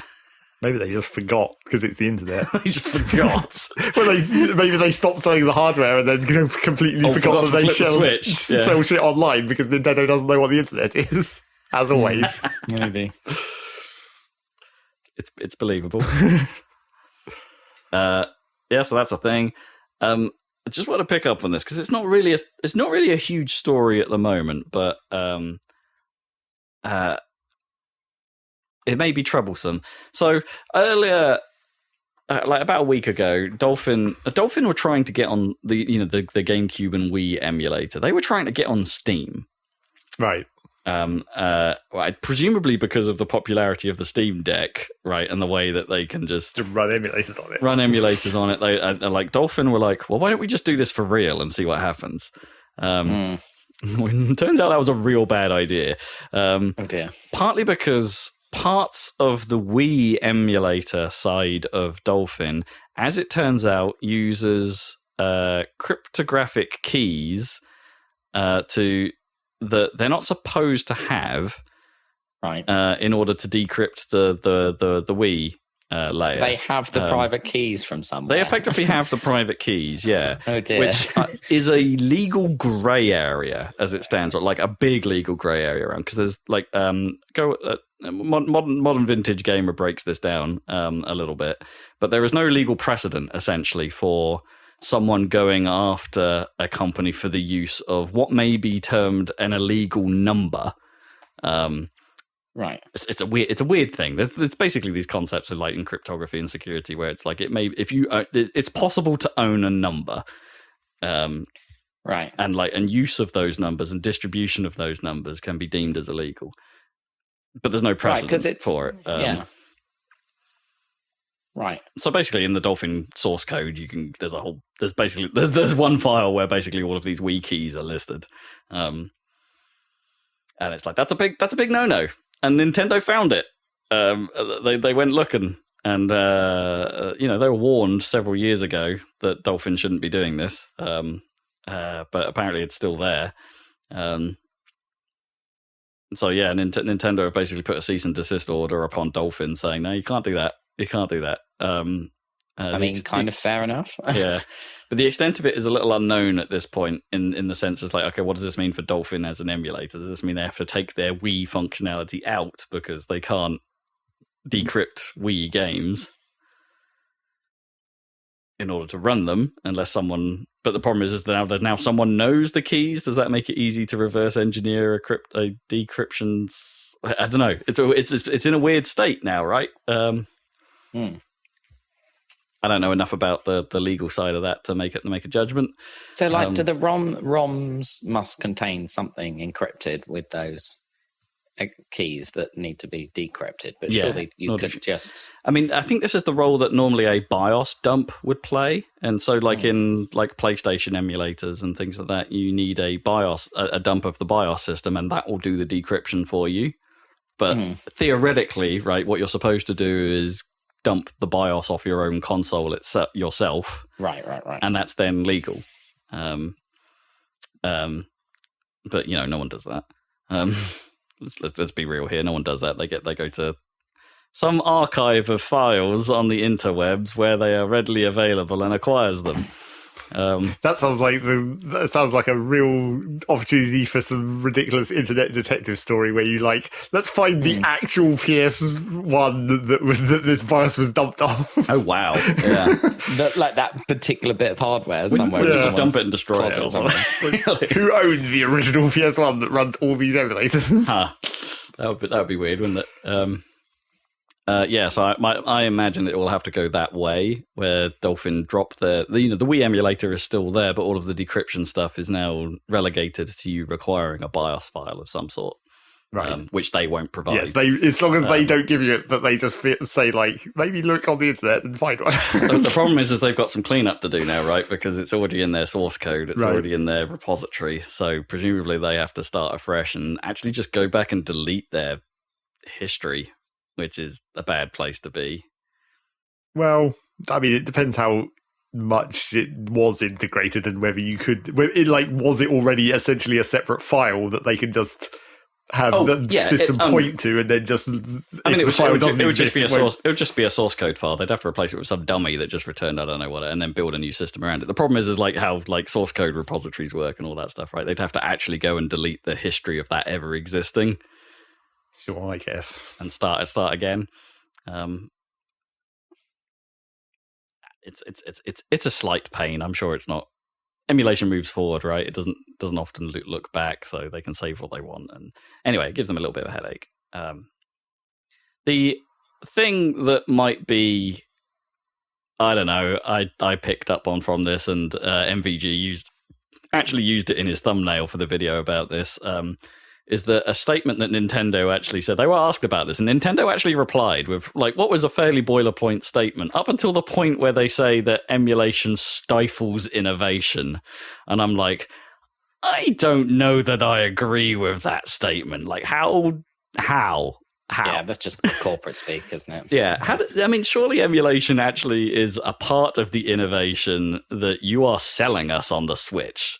Shut the fuck up. It's like... Yeah, I mean, the cool people that make the fun games didn't write that.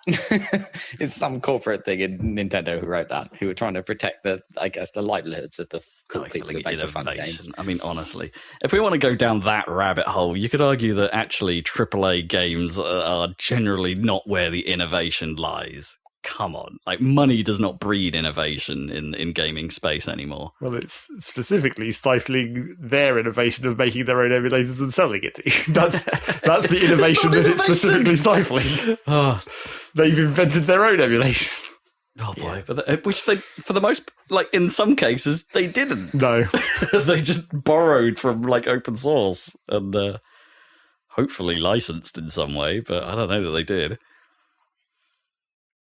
Maybe they don't have to. Maybe you don't have to license open source emulation if you were the platform holder. I guess it also depends on what specific version of open source licensing it is. Absolutely. Yeah, there's probably a lot of that. Most open source licenses mean you do have to credit the original creators somewhere in the license, right? There's a paper trail of sorts. Yes, but just one line in an info screen somewhere. Yeah. Anywho, I just found that stupid. Nintendo lawyers being Nintendo lawyers. Maybe not news. I don't know. No, they've been that way forever.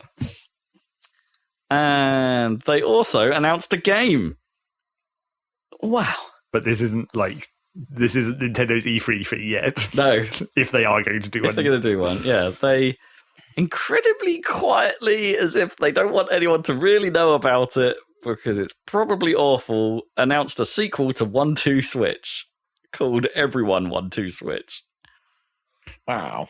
I forgot about 1-2 Switch. I mean, the whole world did. It was a terrible, presumably not terrible, but I'm going to go with hideously overpriced tech demo that should have come with the hardware. Yeah. So now they're doing a sequel to it. But like their gimmick this time is apparently you don't have to use Joy-Cons. You can use your phone as the controller. I mean, that actually kind of makes more sense. Kind of tracks, right? You could use the gyro. Sure, yeah. And maybe it makes the Nintendo app have an extra feature. I don't know. Maybe. Yeah, but apparently, like rumors have already started spinning around that it's like in playtesting this was reportedly bad, and like internally, like the focus testing for it did not go well, which explains why it's been announced and will come out in like a couple of weeks without really having anything backing it. It's a rare occasion where Nintendo, it feels like Nintendo are just shouting it out. Like we'll just put it out to die. We'll get some money rather than just canceling it. But that seems like a very un-Nintendo like thing to do. Hmm. And I was like in my head like earlier this week as well. I was thinking about popping off on a whole thing about how Tears of the Kingdom is like breaking the AAA mold a little bit and being like, hey, here's a game that it's pretty much done out of the box. Like, it's a cartridge that's finished, yo. I mean, that has been what Nintendo has been doing this whole, 6 years. And, holy crap, have they been successful with it? And it's like, it has worked for them again. And, hey, Squenix, look at what we're doing. Should you want to... Maybe that's... I was about to say maybe that's a good reason that everyone should go back to carts, but that's not actually because of carts. It's you can... Every game that still comes out of the disc still has a 40 gig day one patch. Yeah, I mean, Zelda had a day one patch that apparently addressed quite a lot of performance issues. That's not actually the cause and effect of that. It's peaks and troughs of Nintendo as well. They do a lot of good, but they're not infallible. And that's the news, unless Zach's got any surprises. No, I haven't looked at any news at all this week. Or last week. Is that because Zelda got in the way? Well, kind of. Yeah. I mean, also because Zelda gets in the way of a lot of things. Also because usually the way I discover the major news stories is just I see thumbnails on YouTube and I haven't seen any, which tells you that there wasn't any important news. Yeah, true. I mean, I saw the PlayStation thing and then that was it. That's all the important thumbnails I've seen. And then just a shit ton of Zelda thumbnails. Yeah, that seems to be all anyone's talking about is Tears of the Kingdom, as you might expect. Trying very hard not to get spoiled by Zelda thumbnails. No, it keeps happening. Yep. Spoilers everywhere. Spoilers across the whole of every part of the internet. Yep, it definitely keeps happening. All social media, all over the place. And now to launch into some more, probably. Yep. Well, I mean, this is when we talk about Zelda. This is the part where Dan has to lead because you have to basically tell us how far you've got, so we know how much spoiler we can get into. Yeah. Anything you do say, we will go to town on. So let's go. Oh man. Oh, okay. Zelda. Oh, I don't know. I haven't had much of a chance. I got to the Rito village and I met Tulin or whatever on the. Is that his name? Yeah. Yeah. And haven't quite figured out his gust of wind power situation just yet. Right. So you're on the way up the mountain, basically. Yeah. on the island top chain of the mountain. Yeah, exactly. I did a bunch of. I've lost count already of the number of those hold up the sign puzzles I've done. Jesus Christ. If you go anywhere, he's fucking everywhere. Right, Addison, how you doing? Yeah. Because obviously I did a little bit of I can see a shrine over there. I'm going to go over there wandering. Yeah. So I've gone to the Tabantha Bridge stables and stuff like that. Mm-hmm.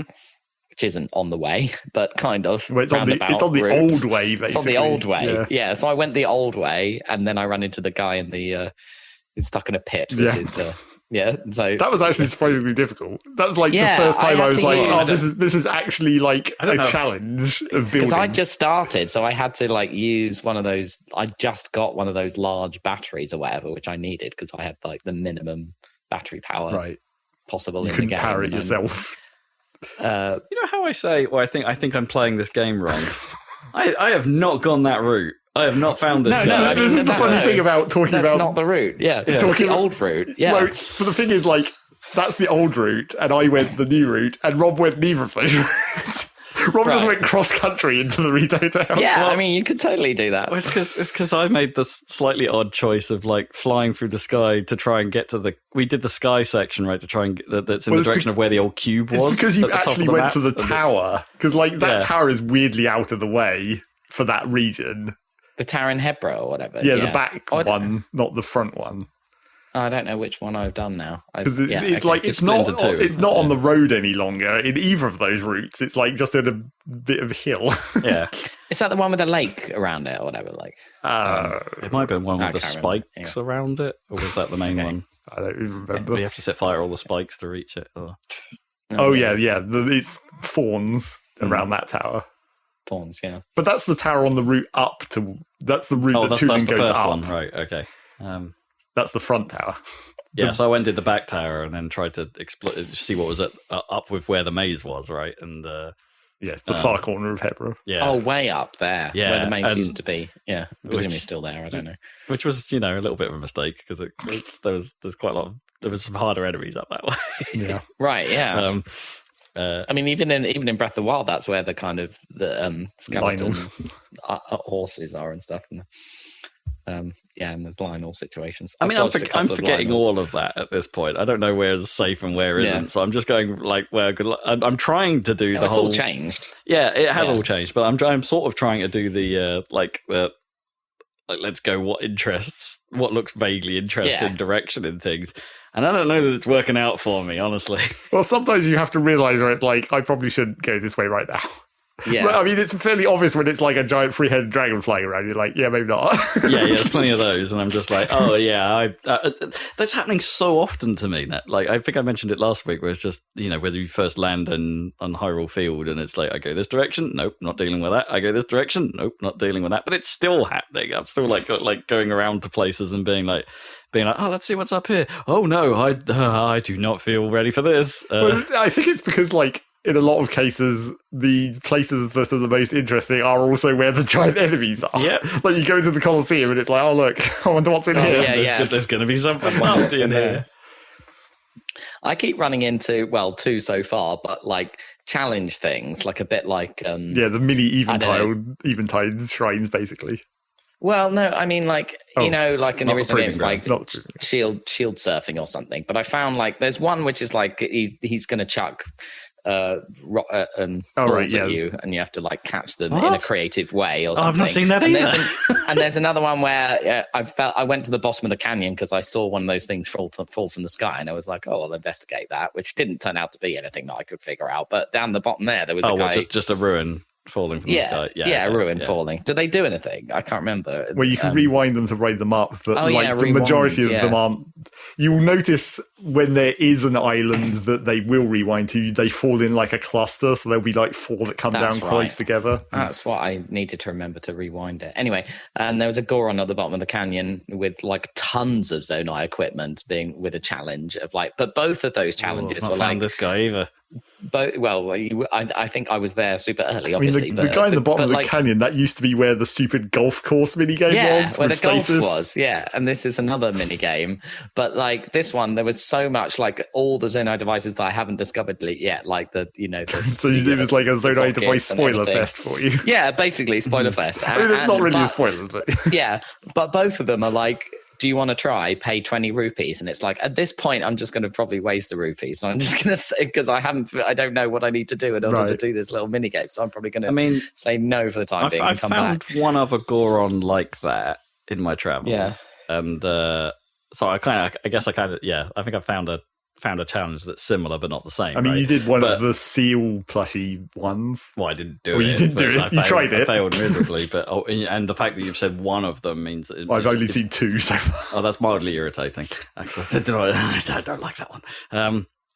Also, it costs 20 rupees, which is like Yes. that's a lot of money to me. 20 rupees is the standard, here's a minigame charge. I don't know. The Goron guy charges 30. No. So it's like I haven't seen anyone else that doesn't charge 20. So he charges he's, 30. he's But at least, like, because all the stuff is just lying around, you can kind of experiment before taking it on. Yeah. You can be Well, like, it can assuming be they like, don't get pissed off and like yell at you for trying to pick up their shit. no, like, they will sometimes. This guy didn't. He was. I just I trialed my thing out, and then actually when I did the thing that the challenge was about, after failing it miserably, well, not failing it, but not being impressive enough the first time, he was like, "Whoa, that was pretty good. Do you want to play my game?" And I'm like, okay, let's try that out for real then. And he actually reacted to you to me doing the thing, it, yeah, and then was like, "Do you want to pay me so I can actually grade you?" Yeah, basically, that's exactly what happened. That was okay, and I had a couple of. There was a device there that I had never seen before either, and it's like, what the hell does this do? And it's like, oh, that is probably the key to this thing.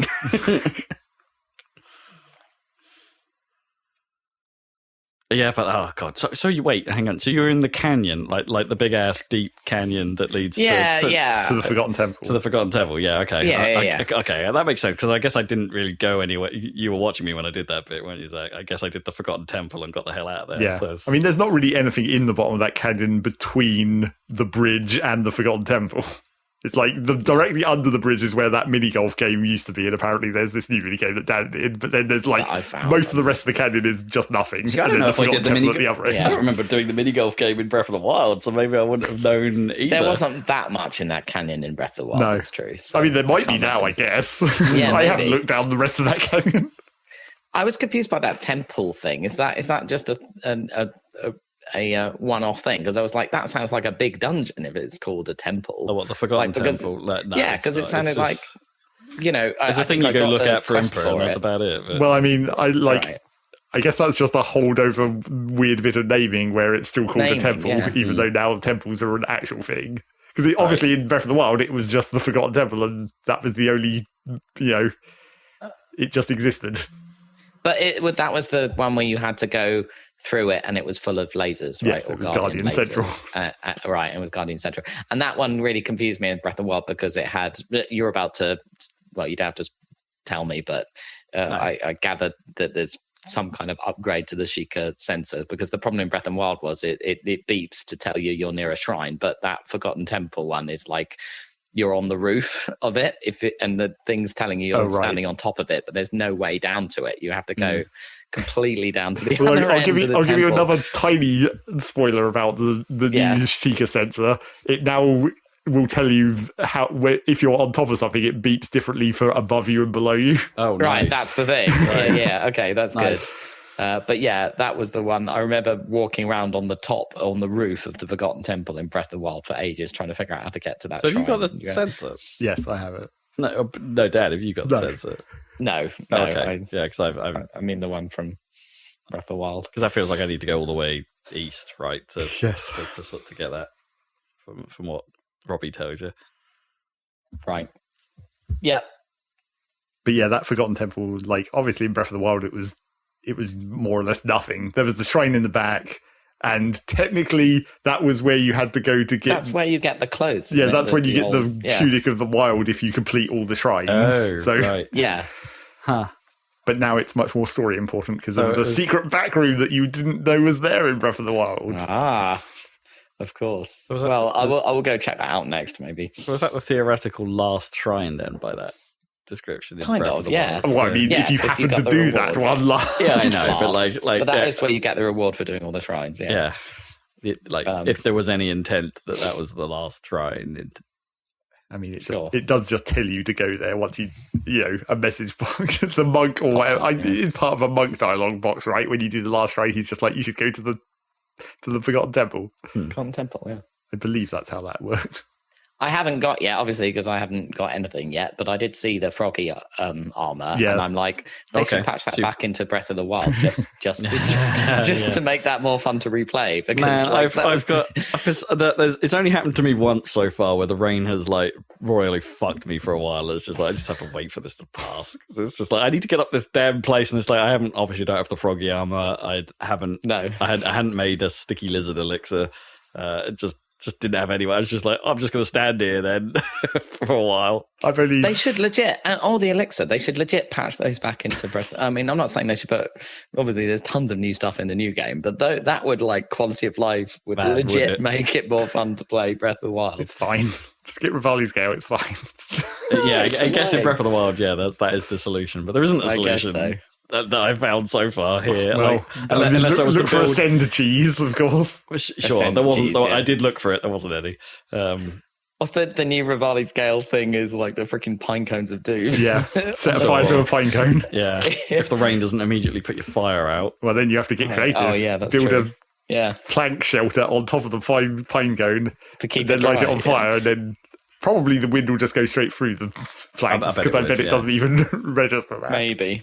Yeah. Or just destroy the flanks at that exact moment and go whoosh, maybe. Or just wait for the rain to stop. God damn. Yeah. Or just find a different route.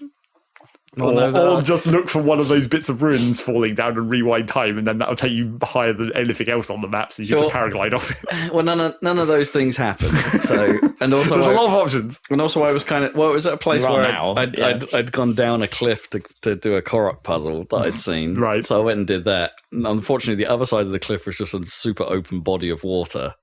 And it was basically a little cove, so there was nowhere for me to go other than I could either try and not get across this water, which I can't because all the walls around it are steep, or just wait for the rain to go and climb up this mountain that way. God damn it! I should have looked at the weather counter before going down to do the car. Well, maybe. Yeah. But there are times where it just rains and it just says sun on the dial, and it's like, come on, man. It's like realistic weather where it's just here's a really brief shower, but it totally bones you because it's it fucking says it's sun. Because you still can't climb, yeah. Is that a new thing? Showers? No, I think those were in Breath of the Wild. Yeah. But it's not even doing the watery effect on any surface or anything. It's just oh, come on, man. I've seen there's a lot more kind of situational dialogue where people are like, hey, it's late or something. Or, there's quite a bit of that. I mean, they used to do that in the stables a lot. I mean, obviously they do still, but yes. And I saw one thing on, I don't know, on Twitter or Reddit, where it was someone pointing out a shrine on top of a hill and being like, hey, look over there, there's a shrine, you should go check it out. But in another time of day, it's it's hard to see because the sun is shining really brightly over the top of that hill. But there is a shrine up there. It's how did they think of that? That's so good. I guess someone must have played it at that time of day and been I don't know, they say there's something over there, but I can't see anything. I was fine, we'll just dialogue around it. It's very cool. I mean, I think the blood moon was it, and I am. There are things that are the same, right? The blood moon's the same, and and you're right that a lot of the music is the same. I'm glad that the battle music is different because that was the thing. Some that of got it my is. nerves. Some of it's the same. Some of it returns. Yeah. I don't know, if you get into some of the larger returning enemy fights, then they're the same. Well, the themes of the mini bosses are reused, certainly. Taluses and Hinoxes. Yeah. But that's cool because they have their references. I guess, but I would like a different a variation, I guess. Just a remix. Yeah, it doesn't even have to be a full on it doesn't have to drop a drum and bass beat or whatever. But just a a slightly different orchestration around it or something I mean, Zelda's all about remixing old Zelda themes. Yeah, which is what those were originally. Remix, really. Yeah, exactly. It's nice to see likes again, although they're very annoying. They're quite scary. How do you even fight them without bombs? Or is that? I mean, you just wait most of the time. Well, the basic ones, if you just walk up close enough to trigger their attack, they open up. They just reveal a weak point immediately. It's just you don't have to do anything. You just or you just hit them with fire. Okay. Hit them with any amount of fire, and then they immediately open up. I just wait. It's easier. But the more complicated likes, the non-standard ones, some of them don't just open up in the same way. The rock ones in particular, you will absolutely have to bomb. Wow, or hammer. Or do various other things. Yeah. Many options. Time reverse one of the rocks so it hits them in the face. Oh, that's amazing. Why didn't I think of that? I need to learn to use the reverse. Yeah. I haven't used it at all yet. I think I underuse it. I'm constantly pressing the wrong button to pressing up on the D-pad to select my... I think I've nearly got past that now. God damn I'm it. just doing it all the time. I don't even know why. Like I'm just pushing the wrong buttons just everywhere all the time. There is one super annoying thing that bothers me about the control though. Like especially when you're in the middle of a fight. I don't know if I mentioned it last time, but it seems like sometimes there is a huge delay before it will let you open the weapon selector. Sometimes, like you'll do some action and then you'll press right on the D-pad or whatever it is to bring up the menu, and then just won't pop up for a long time. Like there'll be several seconds of you still moving around, and then without you changing the fact that you're holding it, it will eventually come up, and it's like that's quite annoying. I don't think I've ever noticed it being that bad. And I mean, sometimes it doesn't even seem to be tied to the animation that Link is doing at the time. It will just be delayed for a while after, for some reason. Like, and it's like, no, I really need to change my weapon now because it's broken or whatever. And it's like, it just doesn't let me go into it for a while. I mean, I'm. This is one of those things where it's just like it's impossible to tell whether this might have happened once or whether it is like this. But when we've been playing games on your Switch, I've definitely noticed that your controllers don't always maintain full connection, even when I'm sitting quite close to it. I think my Pro controller's fine. I mean, that is the exact kind of thing that would happen, where it's just like I've never appear to be continuing to move, but it would be registering any other inputs during that time period, which would delay them. I guess I've never really noticed a control problem like that while I've been playing Splatoon, for instance, or anything like that. Like, especially not with my Pro controller, which is basically all I use. I don't really use the Joy-Cons, so yeah, maybe my Joy-Cons are messed up, but yes, but I could speculate on that, but it would be impossible to say whether that had ever happened or would have happened once, and whether it does still happen in a totally different way. It doesn't feel like that. It feels specific to the hold to get the weapon thing up. Because there is, and it hasn't just happened like while I've just been like casually doing stuff in the environment. It seems specific to like fight circumstances. Right? You think there is a deliberate something is happening, therefore it's preventing you from pulling it up. Yeah, or something, but it doesn't. It's hard to know what that deliberate thing is. Because there is they have added a delay on that weapon selection wheel. Like you can't do the weapon switch nearly as quickly as you could in Breath of the Wild, because there is an actual physical delay to being able to move to the next item and having the selection go through or whatever. Yeah. But that's not the same thing. It's just a period of time where time is still moving before the panel opens. It can be frustrating. I don't think I ever. Well, I mean, I don't think I ever intentionally change weapons in combat in that way. But obviously, when your weapon breaks, you kind of have to. I do sometimes. The only time I ever change weapon in combat is when I've initiated a flurry rush, but I want to do the flurry rush with a different weapon. With a flurry rush weapon, yeah. Or I mean, I was using a sapphire rod to poke stuff, and then it was like once I've poked them, it's like, oh, I don't need to actually use this weapon to then follow up. So I'll swap to another weapon to follow up, and then.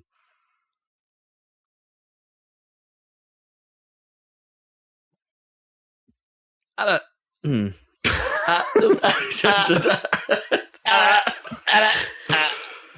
going to say the controversial thing. I don't think it's as good as Breath of the Wild. I just don't. But that's okay. It's still very, very good, but it's not. At the minute, I mean, maybe that's partly because of how I'm playing it, and I bet that is a lot to do with it. But it's not landing as in the same way as Breath did. Like, I'm still addicted. Don't get me wrong. I'm. We want to talk about draw. Yeah. This is written over many notebooks. That much drawing. Super draw. Yeah. The line must be drawn here. Yeah. And here, and here, and here, and everywhere. I'm like one of those guys that just basically has a. I'm locked in a cell, and all the walls are now covered with scroll. It's like that's how much draw this game has. Like in this game, because they have, like, if you find a shrine, it's likely to be an awesome bespoke physics puzzle where you have to make cool stuff and stuff. It's not.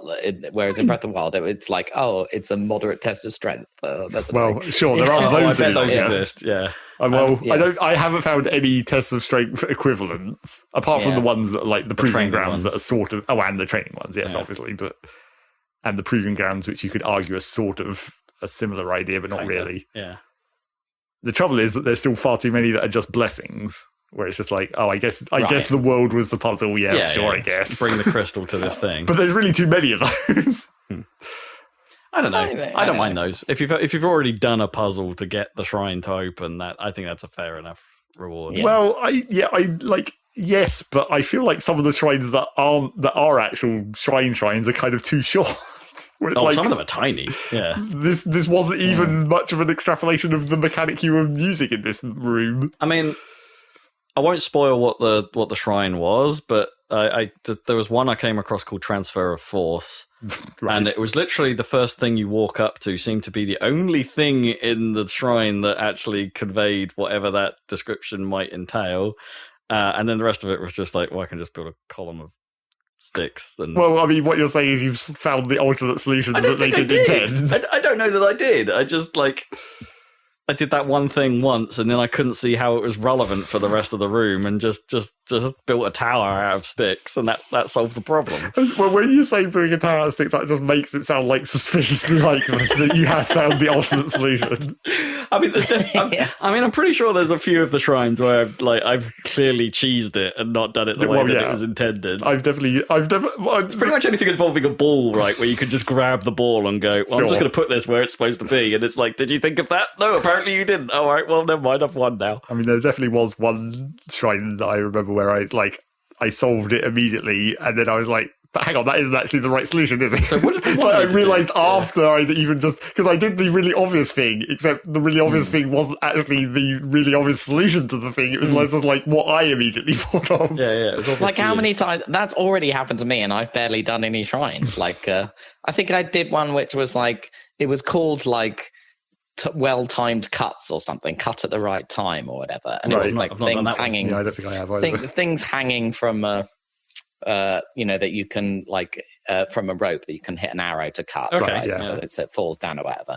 And I think I realized at the end you're meant to use Ultra Hand to make it swing, and then shoot the arrow at the right time so that it use falls the physics to towards you. Gotcha. Yeah, towards you or something like that. I think that was supposed to be. But I was just making things to put under so that I could just make it fall directly onto it and then just pick it up from there, because otherwise it would have fallen into an infinite hole, basically. So I interpret it as how do we cover up this infinite hole?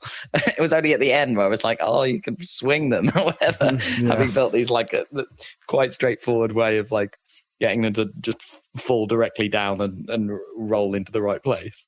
Oh yeah, like the baseball / pinball level that everyone seems super pissed about. Right. It's there aren't many options for that one, but there's the wall there's a wall you have to move out of the way, and the way I did it is as it turns out, watching other people's interpretations, I probably did it a really stupid and overcomplicated way, and then I just watched this one guy do it, and it's just oh yeah, of course, that's way simpler. Why didn't I think of that? Well, so I guess we've covered both ends of the spectrum then. Really overcomplicated solutions and the really obvious solution that was kind of unintended. Yeah. So maybe it's working as intended overall. I mean, it's on the average. It's definitely been a few of the get Korok to his friend challenges where there didn't appear to be an obvious solution nearby. That I've come across. Well, I feel most of the time there is, right? Most of the time there's the exact things you need to be okay, cool, we can do this. But there's also been several of those where it's just there's not an obvious solution, but also I can just pick it up and carry him there. Yeah. There's not even actually a puzzle to solve. No. I can just do this. Yeah, I've done that a couple of times. It's you could do it the fun way or the tedious way, and it's save your resources. Might as well. You can't help saving resources. Yeah, there was one where I had to scale quite a large height. Yeah, the problem was height, not distance. So it's I can't really lift him up because Ultra Hand is shit at picking things up from angles, and there's no stakes about, so I can't just make any a platform system for me to walk up here. It's what do I do? I actually had to burn some capsules for that one, or I suppose I didn't have to. There was probably an intended solution, but yeah, I just burnt some capsules, and I was but rockets go straight up. How do I just fired the rocket straight into the wall, and it sort of bumbled its way and ground its way up to the top, and I'm I can't believe that worked. but that's sort of the great stuff about. That's when I love this game, because it's just the moments where you turn around and go, well, that was real stupid, and I can't believe it worked. Yeah, I guess so. I'm kind of not I don't think the building has been as much of a thing since the start of the game seems to make it feel like it's everything. but it's like it's kind of not. Like, I don't know, I don't know, my random bumblings through Hebrew and working down that left-hand side of the map a bit. It's like it just hasn't come up as much as I thought, maybe, or it hasn't felt essential. Apart from supporting signs. Yeah, it's like it's. I don't know if the new abilities really. I guess that's part of my like why I think maybe Breath is better, because it's just I don't know if the new abilities really replace the old ones in as meaningful a way. I prefer the old set. Maybe it's just because I'm used to it. I don't know. Well, I mean, getting used to remembering to use rewind is one thing, and ascend. Ascend I'm used to. Yeah, ascend I use all the time, but the Ultra Hand isn't really useful in any like non-building applications like combat. Well, I mean, it is technically, but it's not easy to do. Sure. Have you been to the depths at all, Dan? Have you jumped down the chasm? No. Okay, we won't talk any further about that. I've been in caves, but I haven't been down in the depths. Okay. It's a bit of a huge pain in the ass, but... Okay. It's a very different experience, weirdly. Well, kind of. But the caves are like... So I guess I can say my small story about the caves. Obviously, you go in the caves, and there's a check mark when you get the gem from the bubble frog. Yep. To let you know that you found it. Mm-hmm. And therefore, there's a completion thing, obviously. It's mildly annoying because it's like it doesn't actually mean you've like got everything necessarily out of that cave. No, it's only the gem. It's only the gem, yeah. But so there's that. So I eventually found the guy who wants those. Oh, right. And I was like, okay, so this is who I have to take them to. And he trades stuff for them. It doesn't work on the Hestu Korok seed increasing scale, but just like you need to keep trading him some number of these things over time. Mm-hmm. Actually, I guess you can do them all in one go because he just gives you the next item every time in the same conversation. But so you fight him, you trade him the stuff, and I got through his entire list of items that he was going to give me, basically. And he was like, oh, I don't have anything else to give you now, so any more that you find is just, well, I'd like you to find all of them, I guess, but I can't give you anything else at this point. But then when he said that, he's like, I want you to maybe try and find all of them. There's 97 left. And I was like, shit. I was like, how many caves have I already been in? Quite a lot. They seem to make a big deal of the caves. And again, it's one of those things where I don't feel like I'm finding enough of them. Like, there must be more around where I've walked. Oh, maybe. It must be. Luckily, like... It's like the wells. Yeah, the wells as well. You've come across Well Lady. There must be way more of those than I'm noticing. I think she said like 50 when I first talked to her. Something like that. But that is one thing that it does do slightly more, is just like when there is a set of things to do, it tends to, at least at some point, tell you how many are left. Yeah, that's quite nice. I'm wondering if Hester is going to do that for the Korok seeds if you finish upgrading your inventory. Oh, okay. Like he might tell you how many there are left, even though it will be like 800 or something. Some bonkers number. Also, I remembered to bring my phone today so I can remember what the other two things that I wanted to talk about that I forgot about in the first episode. Well, I will say I won't tell you anything about what happens at the end of Tulin's thing, other than I thought that boss fight was messy. That was probably the best boss fight so far. Oh, really? Oh, I thought it kind of sucked.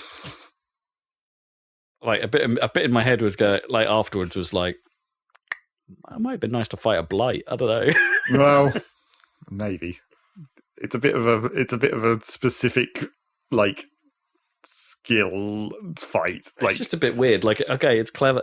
Again, without spoiling it, it's clever that they made something like that work within the mechanics of the game, but maybe it needed a little tuning to the fight a little more. It's more of like a camera issue, really. Yeah, exactly. Like seeing what you're doing is the hardest part. It was a bit weird, and the damage it did was inconsistent at times. Sometimes doing none, sometimes doing loads. Well, and there's like specific moments where it does loads, but like you wouldn't necessarily know that after just. Obviously the classic problem of like at that point in the game you just die from one hit. Well, and still, yes, which is still a huge problem for me, even after like getting a whole bunch of armor now. Well, a whole bunch, but like not any different, really. Like +1 over your other types. Sure, I meant like what, a total score of 12, which is still like twice what I had last time we talked about the game. But I'm still getting like one shot by everything I encounter, pretty much. It's a bit of a problem. Yes, I was talking to Rob earlier, and I guess this is okay to say to Dan as well, but like, the game sort of tries to point you towards the Great Fairy, but not like strongly enough. Right. Like, it gives you some hints, and if you're paying attention, you'll be able to work out where you should go to like start the Great Fairy stuff. But it's not like it creates a side quest or anything, which I think it probably should have. I haven't a clue. I don't know. I don't know where I'm supposed to be going to sort that out. I just know. There's someone at the stable that talks about the fairy, Yeah. I think, or in mentions in passing, but doesn't create a. I've noticed that a couple of times where it's not created a quest log. Yeah, there are a But I few don't other know if things it's- like that like maybe you are should have. quests but aren't actually registered as quest log quests. Yeah. So anyway, the other two things that I wanted to mention, one of them is kind of another of the nitpicking kind, and one of them is actually an improvement. The third nitpicking thing that I couldn't remember last time, which I did mention to Rob last week as well, because then I remembered it, but like, there's still a lot of cases where quests just instantly complete because you're holding the thing that the guy wants. Right. And that kind of Wanted, sucks. right. Yeah. I mean, I think it handles it pretty well. It handles it Yeah. well, but it's just like, It's nice that it does it in one go rather Yeah. than you having to restart that conversation. Sure. Because it goes like, oh, you've got this thing. but like, I feel like this is a situation where you should have had like quest items. I know that would suck for like having to bloat the inventory with a bunch of quest items that go in your key item page or whatever. And if you forget about it, it'll be there forever and you'll never remember who you had to give it to or whatever. But just like, solvable with key item text, I guess. yeah, I guess. But like, that's where quest items are a thing, right? You put, instead of saying, go into this cave and get me 10 mushrooms, oops, you already have the mushrooms. You say, go into this cave and get me my specific bag of mushrooms that I left behind. Yeah. So yes, that's something that hasn't changed from Breath of the Wild, and it's just like, could have been slightly better, but at least what they did to not solve the problem but compensate for the problem is fine. Yeah, the dialogue often takes it into account, or someone will be like, I can smell that on you. That happens a lot. Yes, right? people have real good noses. Yeah. They can smell all kinds of stuff. And then the good... that you're carrying in bag of holding. Yes, that you're carrying in Imagine the mystery space. Combination of smells that are in your bag of holding. Yeah. Or that Korok poop. Yeah. I do think it's funny, like even it's not even, you don't even need your bag of holding it. Like, it's funny to me, like how sometimes you can fuse stuff together and they'll increase in size when you put them in your hands. Yeah. Like, I would attach some large stuff to your shield and it gets an awful lot smaller until you put the shield in front of you and then it sort of goes It massively grows. You have to assume that that's somehow related to the fused tech of the Zonite. Yeah, that's because it's fused. It's because and a lot of stuff true. like shrinks when you fuse it as well Yeah. from what it originally was. So, and the shrines, if you do a crystal shrine puzzle, right, those The tiny crystals grow into an actual shrine. So yeah, it's so the Zonite have some tech there. It's fine. And then the good thing that I wanted to mention that's an improvement, which is like, this is just a general tip to anyone who's playing this game, and I think I may have mentioned it to Rob, but like, they fixed the thing in Breath of the Wild where if you've taken a photo of something which is a quest objective, it doesn't count unless you've activated the quest and then taken the photo. So now you can take photos of stuff ahead of time, and then if there's a quest that requires that photo, it will recognize that you've already taken a picture of the thing.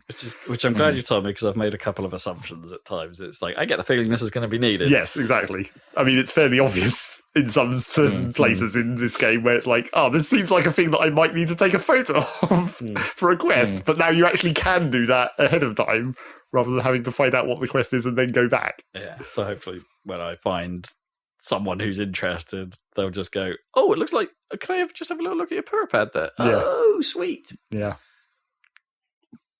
Although even though I had already realised that and knew that ahead of time, I still got caught out by that once, where I was like, oh, this is a cool thing that I maybe should take a photo of, but surely no one's going to want to see this.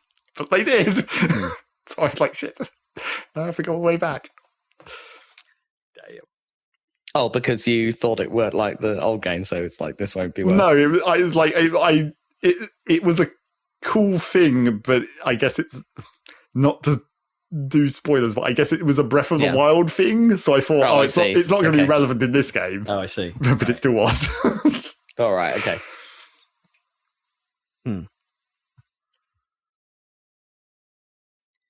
Intriguing.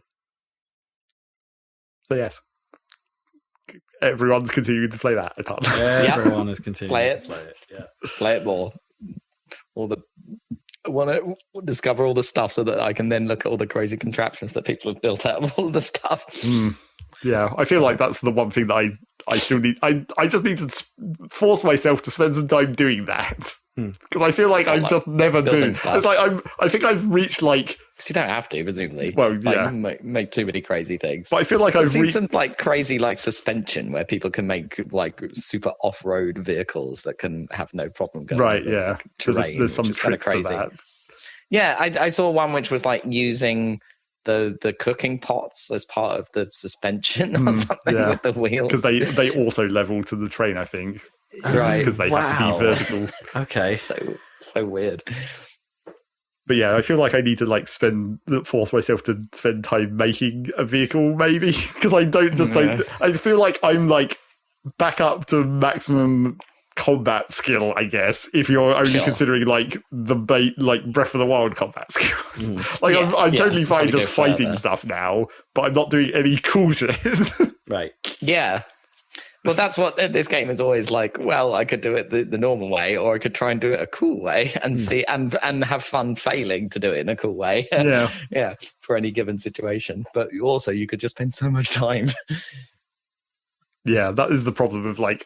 I could design a cool vehicle, but like then I'd have to actually. Well, my main problem is just like I want a better selection of regular materials. Like you can get those wooden planks from all over the place, but like that's not a good enough selection of just basic building parts. Where's my stone? Well, panels. But you can. The trouble is that you can get stone ones and you can get like metal ones, but you can't get like all of those together. Like the metal ones only appear on Death Mountain and the stone ones only appear somewhere else. It's just like what if I want this part to be wood and this part to be stone? I guess you've got. There's probably some tricks to making that work. Well, I guess you could just build a vehicle out of it and drive it to the other one. Yeah. If you wanted, spend even longer and then change the materials. But yeah, I feel like I need to just make a tank basically at some point. That seems like a thing that it's not. As I say, it's like I'm totally fine in combat, so I don't actually need it for combat. But it might just be funny. It might just be like the AFK solution, where you're just like, I don't even need to fight these enemies. Really, I'll just put myself inside this tank, and then they'll just die eventually. Maybe. I don't know. There's certain Zonai devices that seem more or less useful, and it's definitely going to be a matter of I'm just going to have to experiment at some point to be like, can I make this work in the way that I think I can? I mean, yeah. Can you build a vehicle that's going to be good against Lionels? Yeah, and also there's the not really related to the building system matter of like how much does the AI know to deal with this? Like, if you're inside of a shell of stone bricks, then presumably the enemies just can't hit you, and therefore you can just stand there forever. Do they actually like de-aggro? Or can they maybe, or do they maybe have like a special thing where if they realise that they can't hit you due to some physics object, then they'll try and knock them over or something? Who knows? For the bigger enemies, at least. It would be pretty funny if you just like built a tank or something and then the Hinox just picked it up. It's like, fuck you. I'm throwing it back at you. That's that. That's the game. one game. Yeah. I was looking vaguely at, because I don't really have many people on my Nintendo account. I think I've got you, Zach. Well, I definitely have you. I don't think I've got you, Rob, for some reason. Because I never linked any of them. I've got like Ho and David and Jess and so, there's a random selection of people. But it does show like play times, like Steam style. So it's like, oh, my Breath of the Wild playtime is like 180 hours or something like that. But saw Zach's Breath of the Wild is like 400 hours or something like Jesus. Well, I've played through that game like 2 and a bit times, so that makes that. sense. But then I looked at Zach's Tears of the Kingdom playtime, 125 hours. It's like, oh my god, it's catching up. It doesn't seem like that much because I'm basing it on. Well, I'm basing it on it's like an in-game timer, but it's more of a visual timer, and it doesn't feel like I've got that much time. No, like, I don't know how accurate, but even so, I'm like, shit, he's played almost as much as I've played Breath of the Wild in my whole life, and it's been like 2 weeks. And I've only covered not even like a quarter of the map in terms of total space, probably. In terms of actual progress and going places, I've been to more of it, but not like the gap, not like the space between. Yeah, I've only thoroughly covered Central Hyrule. Oh my god. And then there's the sky and the depths. Yep. Jesus Christ. What a game. That's a lot of freaking games. That's why I said it was like, maybe it's going to be a struggle to finish this before the end of the year. Yeah. I think you could make a judgment. I think it might be Game of the Year. Yeah, maybe. It's hard to say. Hold out hope for Bomb Rush. Oh my god. I'm hoping that well, no. No, you're not hoping that it fails, but it would be nice for your score. It would be nice for my score if it failed horribly. That'd be so sad. I mean, my league is unsavable at this point. So it's unsavable, unsalvageable, unmakeable. It's not a makeable league. Not a makeable team. I mean, I didn't choose that System Shock remake because I thought that looked ropey, and yet that seems to be good. So could be same with Bomb Rush. Bomb Rush doesn't look ropey. No, my problem with I've said this before, but my problem with what I've seen so far of Bomb Rush is it looks like it's not just inspired by Jet Set Radio; it is a full-on rip-off. So that's my problem with it. It's exactly the same as far as I could see so far. It's a clone and then some. They're adding a lot to it. Yeah. I hope so. I mean, it's been a long time, so it's definitely time for one of those games. Yeah. So hype. We got any other games that we need to talk about? Not really. Not really. I mean, I played some Captain of Industry, I guess, because they've just had their first major update. Oh, okay. Which, I mean, actually gameplay-wise, I didn't do super much. There was a lot of graphical improvements and like different rendering and LOD and all that stuff. And AI stuff to make it run better in general. Right. And this was still early access, right? I don't actually know if that comes in early access. I have no idea. But yeah, they made this big update, and I mean, some things have changed in terms of the progression and some of the like AI changes they made sort of inherently affected the progression as well. Like they made it so when your diggers are mining and they're dropping the stuff into the trucks, it used to be that trucks could only hold one specific type of item at a time. So if you're digging in an iron ore patch, then it's like, it takes a scoop of iron ore and it puts it in this truck and that's fine. But then if it takes a scoop of like dirt and the truck already has a half load of iron ore, it can't put that dirt in there and then the truck has to go away. So it basically wasted a shit ton of fuel with like all these partially loaded trucks driving backwards and forth. Sometimes with like literally one in, like it got one quantity of dirt in it and it just had to leave because the next scoop was like iron or something. Dirt. But they fixed that by now making it so that the trucks can just store multiple different types of item at once. And the trucks just manage that. Like, they'll just unload it. They'll just somehow tip out the exact material that this storage wants when they get there. Series of tubes. They decided not to make a new sorting building or anything, which would have been the other option. But, you know, that wouldn't have added to the gameplay, really.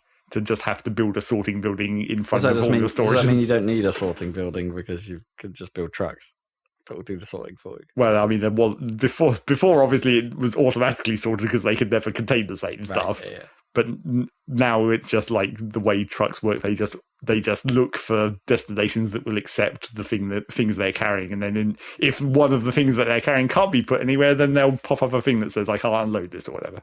So you just have to make something to do it, but it's fine.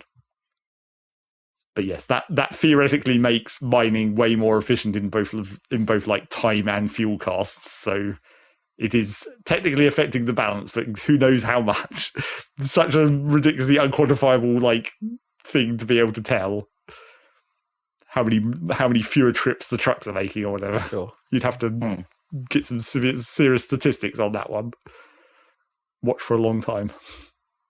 But yes, apart from that, it's mostly the same. But this big patch did break safe compatibility, so got to start over. They haven't added any more new maps, though. Yeah, it's not a problem. But they still haven't added any new maps. I'm playing on a map I haven't played before, but there's only like 7, so I'm going to run out soon. I've already played 3 or 4 of them, I guess. Not all the way, I've never actually finished any run of that game. Apparently they have rebalanced the microchip phase that I got stuck on before to make it a slightly less gigantic spike of difficulty when you get to that point. But then they also added a whole like second tier of nuclear stuff that I never got to because I never got around to building the nuclear power station. There's now you can go like full fast breeder reactor and all that shit and like make all these incredibly complicated nuclear processing things. But yeah, I never even built the first tier, so didn't get there. Never launched the rocket. Obviously, the end of the game. Yeah, every game ends with a launch of a rocket. Maybe even Zelda. Maybe. I mean, I've launched quite a few little ones. Yep, plenty of rockets to go around. Just need to put. Do you reckon there's like a not to derail it back to Zelda too much? I mean, there's nothing else to talk about. But do you remember like when Crisis came out and people were experimenting with its physics engine to see like how far you could push it, and that basically meant just building giant piles of barrels. Right, yes. And exploding them. I wonder like what, if anyone's going to find what the theoretical limit of like attaching rockets to each other is in Zelda. Well, I mean, there is literally a limit of how many things you can attach together. The game will just tell you at that point. It'd be like, you can't attach this. Okay. I didn't know there was a limit, but like, okay, I guess let's just attach like nothing but rockets and see how fast you go. Yeah, just stand on top of them. Yeah. See how high you get. I wonder what like. I assume there must be some kind of height ceiling, but I don't know. Maybe not. Maybe like, what would it even do? White out and respawning on the floor, I guess. But like, that'd be weird for going upwards. Oh, I guess it could just like well, unless it went really quick. Like you might get to a certain height and you can't actually see, so it might just like hard stop everything. Maybe. Who knows? Or it eases everything to a stop at a certain height. Or like just like forces stop working after a certain point. Maybe. But yes, I don't know what that limit of attachment actually is. Whether it's like a number or a size. Because I've definitely seen it happen to someone who was attaching like a shit ton of logs in a line. So I can imagine, like, maybe there's a length limit. And what, like it went out of the loaded area or something? Like outside of the chunk. Like it was just too long and then, like, the physics would be weird hitting stuff at the far end as you were rotating it or whatever. But yeah, who knows what the actual limits are? Because some of the... I bet that's, in the case of my rocket thing, actually, what happens is the rockets will just despawn. Like before, that's a problem. You'll still have momentum, but then they could ease your momentum. Well, I mean, the rockets run out and despawn immediately anyway because they don't actually last that long, right? So, but you'll still have the momentum, depending on how quick they fly, right? Like maybe you just go and reach the ceiling like in an instant. Yeah, I guess I don't know how those rockets are like, how additive the thrust is if you attach more than one. I mean, sometimes you'll attach 2 instead of 1, and it's like, it seems to do more, but... There you go, Internet. That's the video I want to see. I'm sure it already exists. I want to see as many rockets as you possibly can attached to each other. I mean, I'm just like, I haven't seen this, but I bet it already exists too, of like, putting the final boss in a box and firing him into space. Because I bet you could probably pull that off somehow. Hopefully with like a comical like star effect when they get too far away, so they just go ding. That would be freaking cool. That would be a funny way if the game could detect that as a way to defeat enemies. Just Yeah. like if you're standing there, but you've actually managed to get them far enough away, then it just counts as you winning. Like it's such a launch that it just does the Smash Brothers thing. I'd be into that. Patch it in. Like, because there is such a thing like where the enemies can be knocked back hard enough that their impact with the terrain or like a wall. Well, they could do hurt. take damage from impacts, so theoretically. But usually from like an object in the world, right? Well, I mean, Like, if you've got one of those bokoblins that are hanging from the flying enemies, they can die from full damage if you just shoot the sure, thing out. yeah, but I went like sort of a concussive blast kind of. Well, maybe because you might have noticed the weapons where if you fuse a mushroom onto the end, it makes it bouncy. Yeah. If you hit them, they go flying. Yeah, So maybe you could Hit them into maximize a that wall. somehow. Yeah. So they just get damage from the against the wall. It's a technical term. I mean, The hitting enemies off cliffs is still, fairly effective. Pretty effective, Unless you yeah. want the loot, of course, in which case, fuck. Yeah. There's been the odd occasion where I've had one like gusty weapon and blown people into water, and it's been like into water is much more useful. Yeah, So like then the loot is right there. You just get it. I did have a funny situation in a cave where there was like a whole bunch of horriblins or whatever, but there was also just like a little pool, and the place where they were, they pathed over the pool, so it was just like, I'll just wait for you to run over this pool, shoot in the face with an arrow, fall in the water and die. Oh, Next. yeah. Just kept doing that over and over. I found one cave where they were on the ceiling above water, and it's just like, well, Well, it's just like, why do you live here? You're dumb. Right. You're boned. Not sensible. I guess normally they don't fall on their ass from the ceiling. Yeah, normally. It's only when they get shot in the face with an arrow. Not a common occurrence. That's Zelda. I played some Star Fox. I'm not as good at that game as I once was. That's all I've got You're to still say. not as good as that game. You haven't recovered No, your I'm skills. I think a part of it is like my theory is it's the 50-60 hertz thing, right? Okay, you think it's like running slower or whatever? No, I think it's running quicker. So whichever Yeah, way. because the UK version would have run a bit slower on N64, I reckon.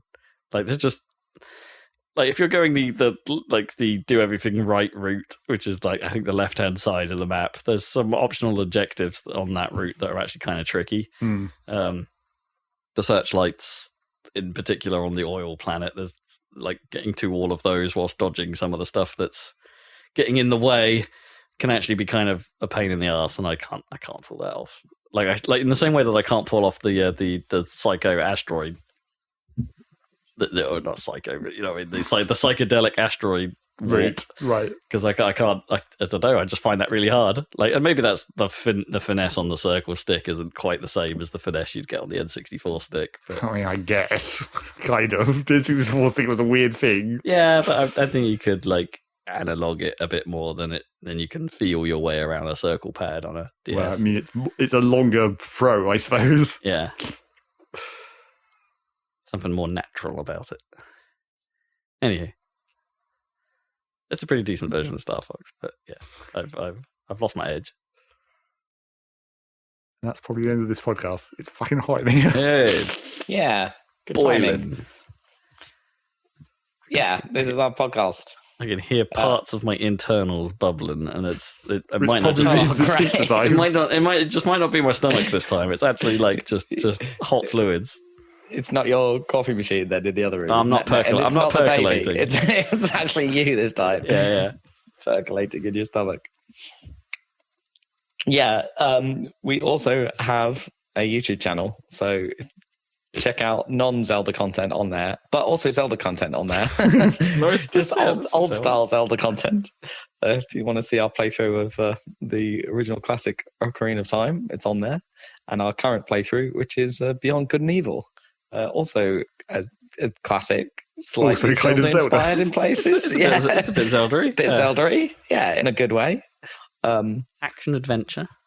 Yeah, so check that out. It's quite unique. If you haven't seen it before. Did you just? It was probably you described it as very French. Well, yeah, I mean it is, but yeah. it's less French. It's less Frenchy than like Rayman, which is the same guy, right? Michel Ancel. Yeah. But yeah, it's got that element to it for sure. But I don't know, it just has some really nice art direction and quite a cool world. So it's nice to see. Yeah. Ubisoft. Maybe you finish making the sequel ever. Yeah. They'll do Ubisoft until they got distracted by making Assassin's Creed Forever. Yeah.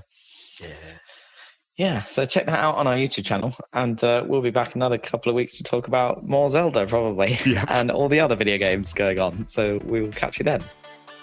All the other video games. Come on now. Okay, the one video. The one video game to end all video games. Bye. Catch you then, listeners. Goodbye.